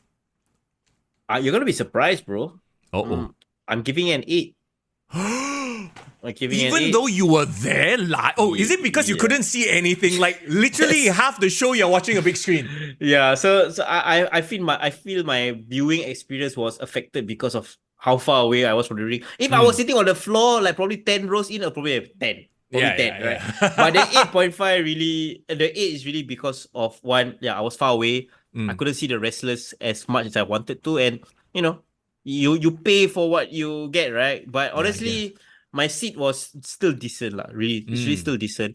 But the thing that we brought it up was probably the viewing and also if The Rock came out. I mean, I'm sorry. I was disappointed by that. I'm disappointed. I argue that he wasn't promoted for this match, this event. So it's just fan expectation. Yeah, no, that's my own expectation, and that's why I grade it based on my curve, right? Sure. But if the Grayson Waller effect had been the final segment of the night, The Rock would have come and it would have been a 10 for me. It was like, oh yes, But see, that's the problem, and you even said it just now. The fact that he didn't come makes him a bigger asshole, makes him a bigger heel. If he came, he might get a pop, and that's not what you want now because he's a heel. Yeah, exactly. So I get it, but the selfish part of me wanted him there also. No, I absolutely understand because you want to see him there, right? And no CM Punk as well, by the way. How yes, upset. I didn't even wear my CM Punk shirt because I was so sad knowing that he's not there. He should have been there. Right. Did you see his IG story? What? He was there? He posted IG story saying that he wished he was in Perth right now. His heart and his mind was in Perth because he's mentally affected by it. He's devastated. He couldn't be there. Yeah, I mean, they could have had him at the commentary booth. I mean... Yeah, but it's okay. I think it's good to spread out their stars, leave people wanting more. So, yeah. Well, here's the thing. You had a show that didn't have The Rock, didn't have CM Punk, and you didn't have any of the quote-unquote main men's titles defended, and yet it was still a banger. Right now, the bar for WWE is actually, to me, quite high.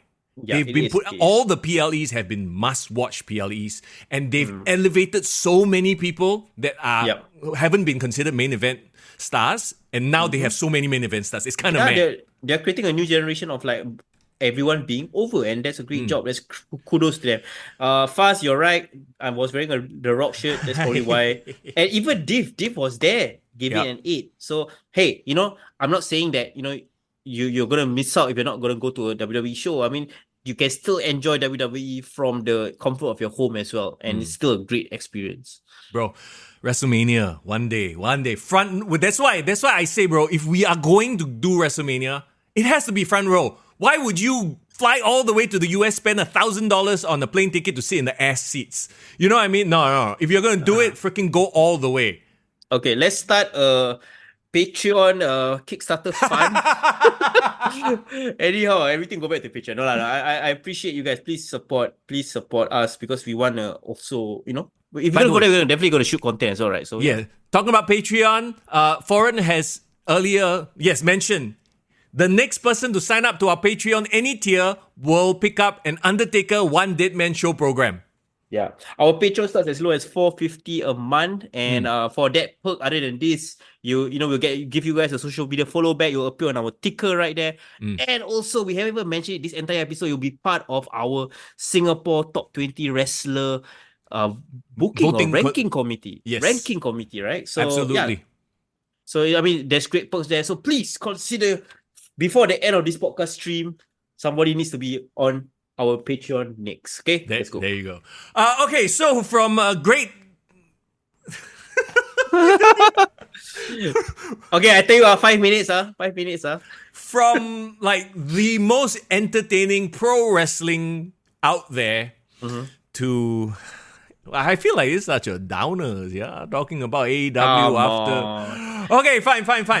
Let's be journalists. Let's be objective. Let's look at the card for what. Bro, I haven't even watched AEW. Maybe I should do a watch along for this. I should do a watch along for AEW Revolution. Oh my god, can you do a AEW watch along? Okay, I don't know whether Revolution or Dynamite, but yeah, I think it'll be very interesting to see your reactions. Bro, I don't want to pay $50 or however much it is on Fight TV, or is it called Thriller now or something like that?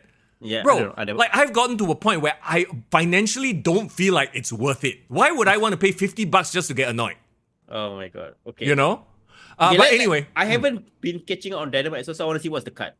Okay, so let me run the cut down for you, right? Here we go, AEW Revolution preview right now. FTR versus the Blackpool Combat Club. Okay. Tag team match. I mean, that should be fun. So there's Dax and Cash versus John Moxley and Claudio. Chat, if you know the context of this match, let us know. Is this like a feud that's been building up? Yeah. If I wanted to say like I've been following Collision, but to be honest, I haven't been following Collision. But you know what? FTR is always great tag team specialist. Yeah. We love Claudio. John Moxley has his moments, right? You know all about him. Yeah. But if they can perform to their potential, this can be a great opening match, right? Oh yeah. See, that's the problem though. Like, this business is all about generating hype and promotion. It's a promotion business, right? And right now there is no hype for AEW Revolution at all. Like absolutely none. Which, when we've talked about, it's not that we don't like the workers. We think all of them put in a lot of work. It's just that they are booked so bad. And none of their matches matter in the long run, It's like an indie show. FTR had the best tag team series with the Briscoes, and it was all in Ring of Honor, and nobody watched it. It was so sad. I've seen a lot of clips of Wardlow. Apparently, he's been cooking on the mic recently. Wardlow versus Powerhouse Hobbs versus Lance Archer versus TBA. So it's Is this a big slapping meat contest? Hang on, because you know what the match is called? What? Meat Madness Match. Okay, so they are leaning on the fact that it's all big sweaty men. Okay, it's fun to say it, offhand, but you want to make it an official meat match. Oh dear God. Maybe they think it will be very memey, they're leaning into the meme-ness of it. So, Wardlow, Powerhouse. Look, we've talked at length about how Wardlow is an incredible talent. Hobbs is an incredible talent. Lance Archer is like part-timer. He shows up here and there, so it means nothing that he's back. It's an old man, really. At this point. I don't know who the fourth person is. Probably another big sweaty dude. So, if anything, it will be a really fun meat-slapping match, lor. Yeah. I hope, please get Wardlow back to relevance because I actually was a fan of him. Yeah. And it's been 2 years since that match where he destroyed MJF to 2022. So he needs to get back on track. And I mean, he's in the right spot with the heel faction with Undisputed Kingdom. But he's in some random 4-way, and the whole gimmick is meat slapping. Like what? I mean, that's why I say I hope he gets back some relevance, right? So all right, we have to see. We have to watch again. Yeah. Let's talk about for the AEW TNT Championship. What happened to Christian Cage versus Adam Copeland? Did that happen already or not? No, so they had that street fight, right? At World's End. Then after Adam Copeland lost, he had to kind of work his way back up the rankings. So is apparently, apparently in Collision, Daniel Garcia and Edge has been having some sort of like, feud, like a student mentor thing. So it's almost as if Daniel Garcia is getting over on his own. And like Adam Copeland is kind of like cheering him on, like to take down Christian. So it's like, so they're dragging back, so they are sort of dragging it out, so they are delaying the Christian versus Edge one-on-one title match. No idea whether Adam Copeland is gonna be in Daniel Garcia's corner. But I have seen Daniel Garcia getting a lot more wins and like becoming popular again, or like becoming a big deal again. Winning over the audience. So I guess at least he's a young guy that has potential. Jason says Copeland got injured, so Daniel Garcia is just stand-in lah. Copeland got injured storyline or legit? Well, let's Google this right now. Yeah, that's the question, right? Or is it like a part of like he got beaten up or something?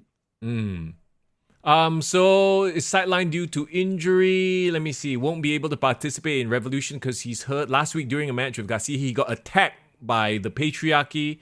Okay, so maybe it might be a work injury. Well. Oh no, he was concertoed and thus injured.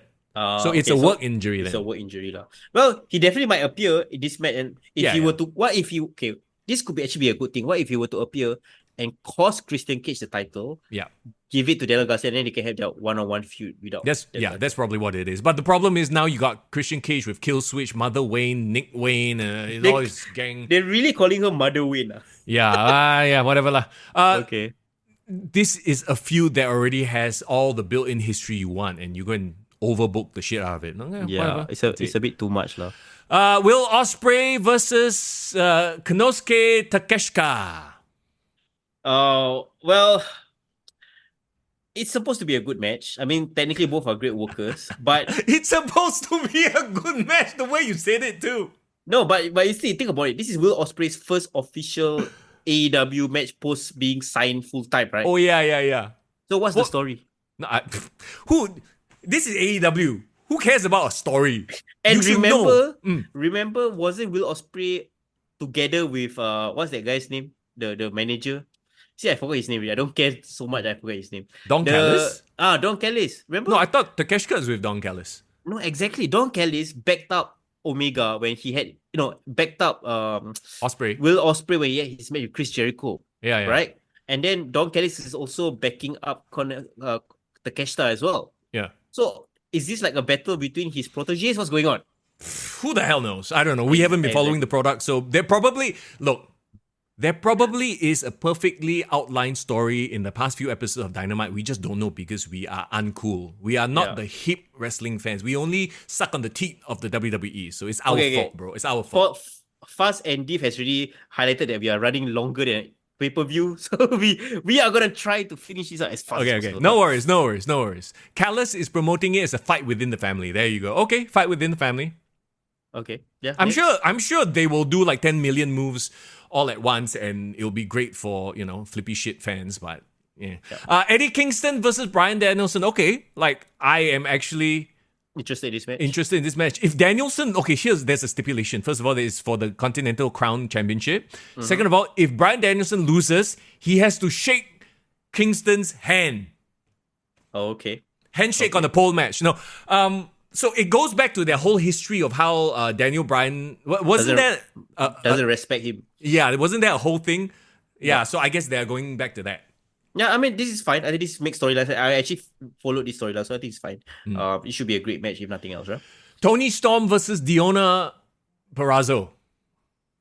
Okay, so Deonna Purrazzo is the new challenger to the Women's Championship. Yeah. I haven't seen much of Deonna Purrazzo. I know she is supposedly a great wrestler in Impact. Yeah. Haven't seen enough of her to know, but Tony Storm's gimmick was great when it first started. It's just that it doesn't Has it run its just- course? Is it like, okay, whatever, it's done now? Yeah, it kind of like I just got used to it. I'm like, oh, okay lah, whatever. But if nothing else, I do enjoy their production technique that they use when they split screen her and have her be all black and then like Black the and white, rest of you them. mean? Yeah, black and white and then the rest of them in color. I think that's a pretty cool production thing that they do. But other than that, like whatever lah.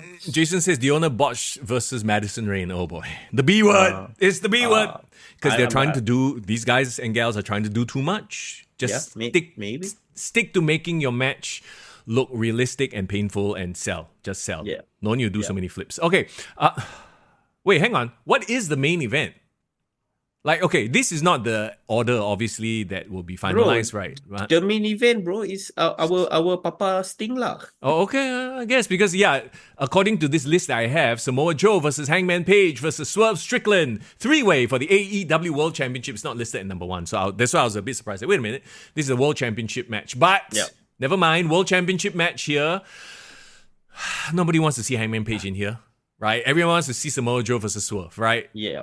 Have you been seeing what Hangman's been up to though? Like his handlebar mustache? No, that's all I've seen. And that's clearly got to be a like sort of poking Vince McMahon, right? Like, you know, the Young Bucks are doing the mustache thing and then Hangman is now doing the mustache. So mustache equals heel lah.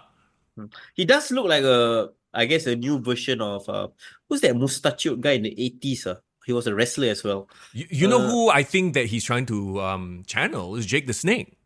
Remember Jake the Snake had the mustache as well? Yeah. But I mean, honestly, it makes him look more badass lah than the last time. He looks but he still has zero charisma. Yeah.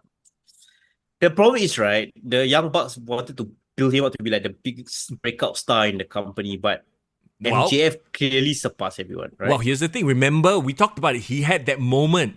He had that moment when in the sun. First won. Yes. He first won the title, yeah. Yeah, where it was like, oh, okay, there it is. And then they completely dropped the ball. Well, you know, it's something that we've said happened over and over and over again for AEW. But exactly. Joe, I mean, kudos that he is the champion right now. He's a deserved champion, but he's a champion of a company that's sort of just like has no attention on them whatsoever. Yeah, unfortunately, this is the lowest in terms of fan interest that AEW has for quite a while, and clearly the company really needs MJF. Like that cannot be more emphasized at this point in time. Yeah, so is he still injured or what?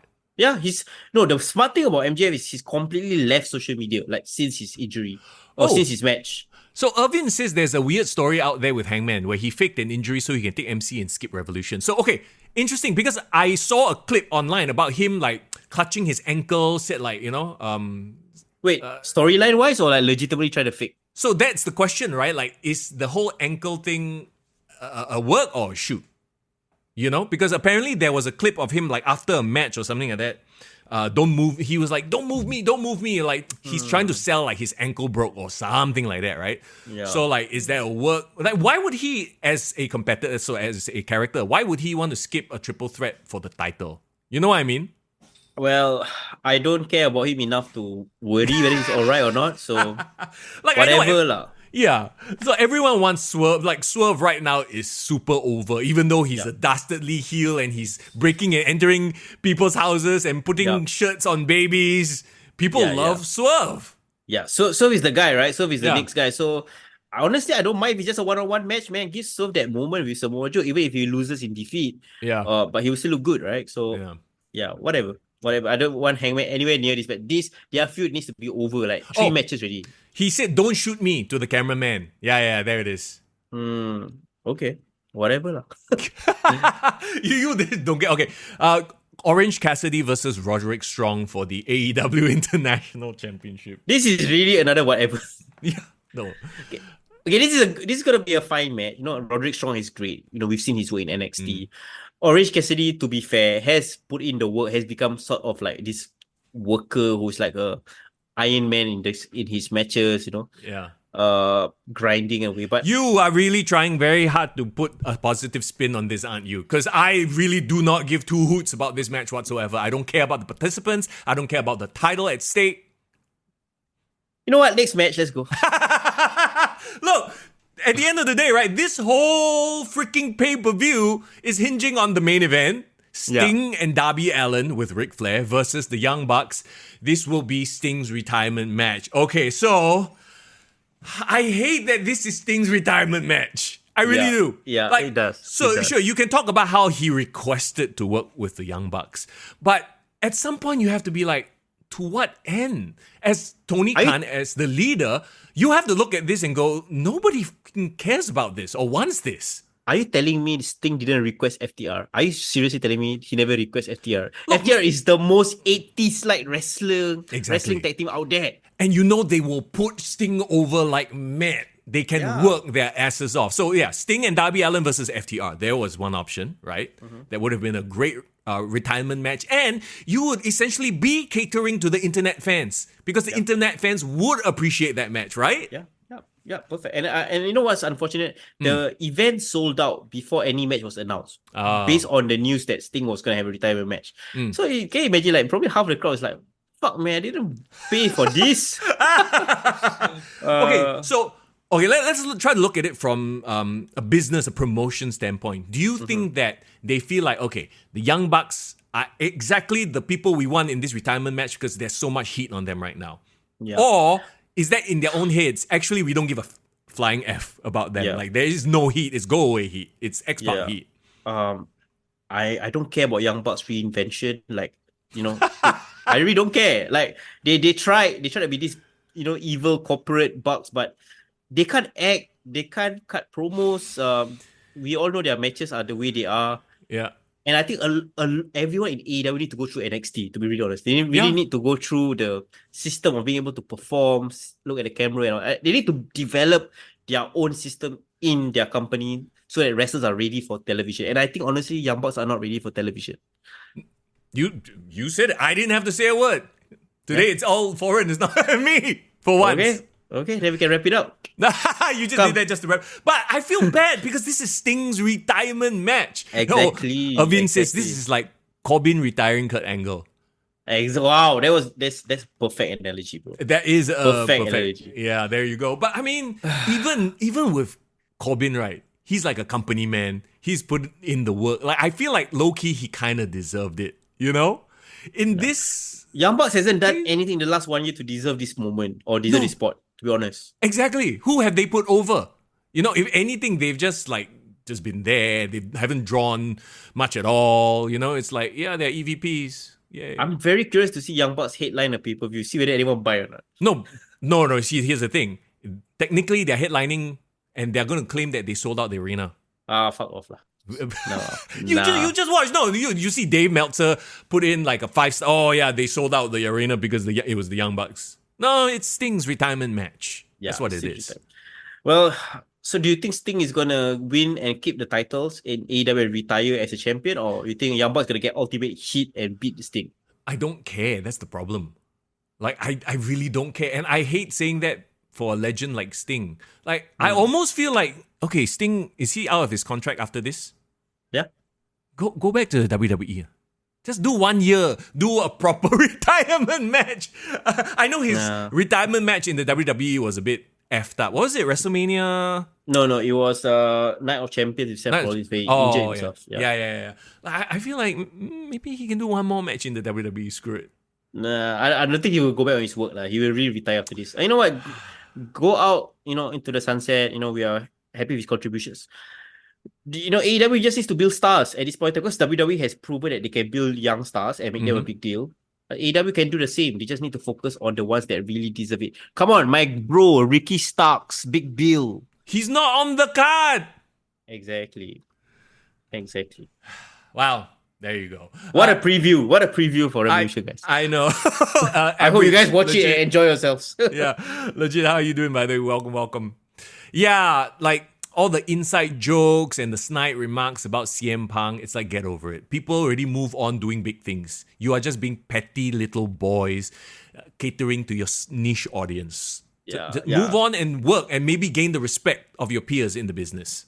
Yeah. Average, you joined actually at the wrong time. We're actually ending the podcast already. Yeah. Well, it's like one of the longest podcasts we've done. See how we talked about Dante Chen. We talked about the whole thing, the Elimination Chamber, the Undertaker Deadman Show, AEW Revolution. So, that being said, I guess we're going to have fun next week on the Revolution Review Show.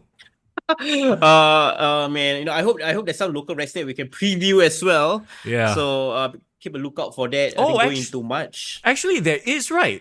Isn't GrappleMax doing something at Gilman Barracks? I saw the news at Gilman Barracks. I saw that also SPW is having their show in March as well. Mid-March, if I'm not mistaken, yes. I believe it's 11 or 10 of March. So actually, we might have some previews of local wrestling to do. So, keep a lookout for it. And of course... SPW Stronghold is Friday, March 15th. And then GrappleMax. The Gilman Barracks one? Yeah, the Gilman Barracks show. Really cool poster that Najwan did up, by the way. March the 9th. There you go, March the 9th. I see. Okay, so next week, hopefully we might get some, GrappleMax wrestlers on the podcast to preview the show. And again, if you're not on our Patreon, we are doing this really cool thing where we're doing a ranking system for the Kick to the Gut top 20 Singapore wrestlers. We call it the SW20. And if you're part of our Patreon, you can actually have a chance to help rate the matches. So I hope all of you guys get tickets to GrappleMax event. They get tickets to SPW's event. Help us rate the wrestlers. We're not rating the matches, but the wrestlers' performances. So if you want to know more information, go on our Patreon or sign up and become a member so you guys can know more. And don't forget, the next Patreon, the next person to jump in on our Patreon, any tier to subscribe, will pick up for themselves. Foreign will hand deliver. Okay, no, he'll send it in the mail. He will send you a Undertaker One Dead Man Show program book. Look at that. Oh, if you are a fan, you need to get a hand. How much did you pay for this? It's like $30, right? Yeah, $30, bro. $30, bro. No, but he wants to spread the love. He will even sign it if you ask him to sign it. No, why you want my signature, bro? Get Undertaker's signature, bro. Please sign. People on Patreon, join our local wrestling committee. And before we end the show, we have people who have seen or read our review of the GrappleMax event. Whether it's on Patreon, whether it's on the episode. And apparently somebody not happy we didn't mention their tag team. Mr. Okay, talk to me about it. I saw the video response on Instagram. Talk to me about Ships Ahoy. Yeah. So we mentioned, there's a couple of certified tag teams in GrappleMax, right? I'm very excited that Dave and Bun could potentially become people on the tag team championship tourney. We mentioned Aussie. We mentioned, Inglorious. We mentioned Showtime. But we didn't mention one tag team. Yes. And I need to preface this by saying we didn't do it on purpose. We didn't do it on purpose. We just completely forgot about you guys. Are you apologizing or are you calling them out? It sounds like a little bit of both. No, I'm just being honest. I just say we completely forgot about you guys. Okay. Right? So, I'm sorry we didn't mention you guys because we didn't think of you guys. But then, our dear friend Sarah, who I hope is still on the chat right now, so I'm addressing it to you directly, girl, came and did a video response and almost challenged me to an apology or demanded an apology from me. Do you see that, Mr. Young? Yeah, I did see that. So the question is, what do you have to say to that? First of all, right, if you want to demand an apology from someone, right, you don't invite them as a collaborator on your Instagram post. But I accepted because I accepted thinking okay, she wanted to mention the podcast and maybe she got a response to it. I accepted it without seeing exactly what she said. So she said she called me out by name and then she said that, you demand an apology because you forgot about Ships Ahoy. What I want to say is, didn't we help you guys come up with that name? Didn't I interview you guys and say, I have the receipts, I have the video, go check us out on our TikTok. So right? What you are saying is you have claim over their entire existence. Is that what you're saying? Yeah, Ships Ahoy is nothing without Foreign. Wow. Mr. You better get ready because I need some backup coming soon. Bro, I will be special guest referee for this match. Oh, is it? Okay. I'm too old to get into the ring, but I will gladly be special guest referee. I'll even take a spear for you, bro. Okay, first of all, take a spear for you, like Bruno Mars. I take a spear for you, bro. First of all, I don't claim to be a wrestler. I never was. I just did one match. It was just to, tick off a bucket list. And no one is gonna convince me or like somehow peer pressure me back into the ring, right? Yeah. Yeah. Even if somebody is calling me out by name, right? And of course, Sarah, great wrestler, great potential. She's a girl, so I'm not gonna beat up a girl, right? Wait. So you automatically assume that you would be doing the beating up, lah? Is what you've Yes. just said. Can you don't try to screw this up, Mr. No, did you see the pot? You see the pot? The pot. Still steer the pot, Mr. Yang. Okay. I have the perfect solution. Mm-hmm. I do believe that Sarah is a gamer as well. And WWE 2K24 is coming out very soon. Oh yeah, that's a good way. That could be a preview. Thanks for getting me out of that spot. But No worries. I have an even better idea. What's that? Okay, Sarah, you wanna take this thing even further? Wapiang. If you're not happy with my apology, because this is an apology, I apologize because I really forgot about you guys. This I didn't mention you guys. If you want to take it a step further and you want to challenge me, I won't step into the ring. But you know what? I'm happy to offer my managerial trash talk services for any other female wrestler in Grapple Max that want to beat up Sarah on my behalf. I'm just saying. Where are you? So I'm just saying, There's only one. Have you even think about it? I mean, there might be more crawling somewhere or hidden. Crawling somewhere. Oh, yeah, maybe a newbie. Yeah, training. Training. Trying to get her foot in the door and need some exposure. I'm happy to shine a light on a wrestler who doesn't need me to apologize to her for not remembering their name. Foreign can be the hype man. He can come. Foreign is your Prince Nana. Yeah, I can. Somewhere I drive. You know what I mean? I can do that. I can do that for any female wrestler in Grapple Max that wants my managerial services to help me settle this Sarah problem. Okay, so you heard it here first on the podcast. Foreign will be your Prince Nana. So, who will be the princess? Let us know. I see. Wait, let me sign permission slip from my girlfriend. Sayang, can or not? Okay. She say okay, but I must give her money for shopping. Okay, never mind. Okay. So yeah, that is my response, and I really hope that Ships Ahoy perform in this Gimmo Barrack show, and then we can rate them accordingly. Bro, if they do well, they're gonna be part of the ranking, right? Yeah, exactly. But yes, let's. I want to see you do the Prince Nana dance. I want to be a special guest commentator. I will wear his tanjak, bro. I wear my Malay tanjak. Just like Prince Nana, bro. Let's go. Okay, it's 3 o'clock already. Holy crap. Okay. Everybody, thank you so much for hanging out with us on the Monday edition of the podcast. We will be back next week on a regular day, our Tuesday. Don't forget, the next Patreon member to sign up any tier will pick up for themselves an Undertaker One Dead Man Show program. This offer will run for 1 week only. If not, I'm just going to bring it for myself. Okay, there you go. Put it in a case, a glass case or something like that. Frame it up. We'll put it on our Instagram, follow up. Just who's the next person that follow. I will mail this to you, okay? There you Let's go. go. Guys, thank you so much, man. It's been a great podcast. Great catching up with everybody in chat. It's good to see you. Mr. Young, clearly enjoying the drama. I love that drama, mama. That drama, mama. I'm all about it, bro. I will stir the pot as much as possible. But that being said, we got to stir our ass out of here. We got stuff to do, We have real lives. Well, kind of, maybe. I don't know. Yeah.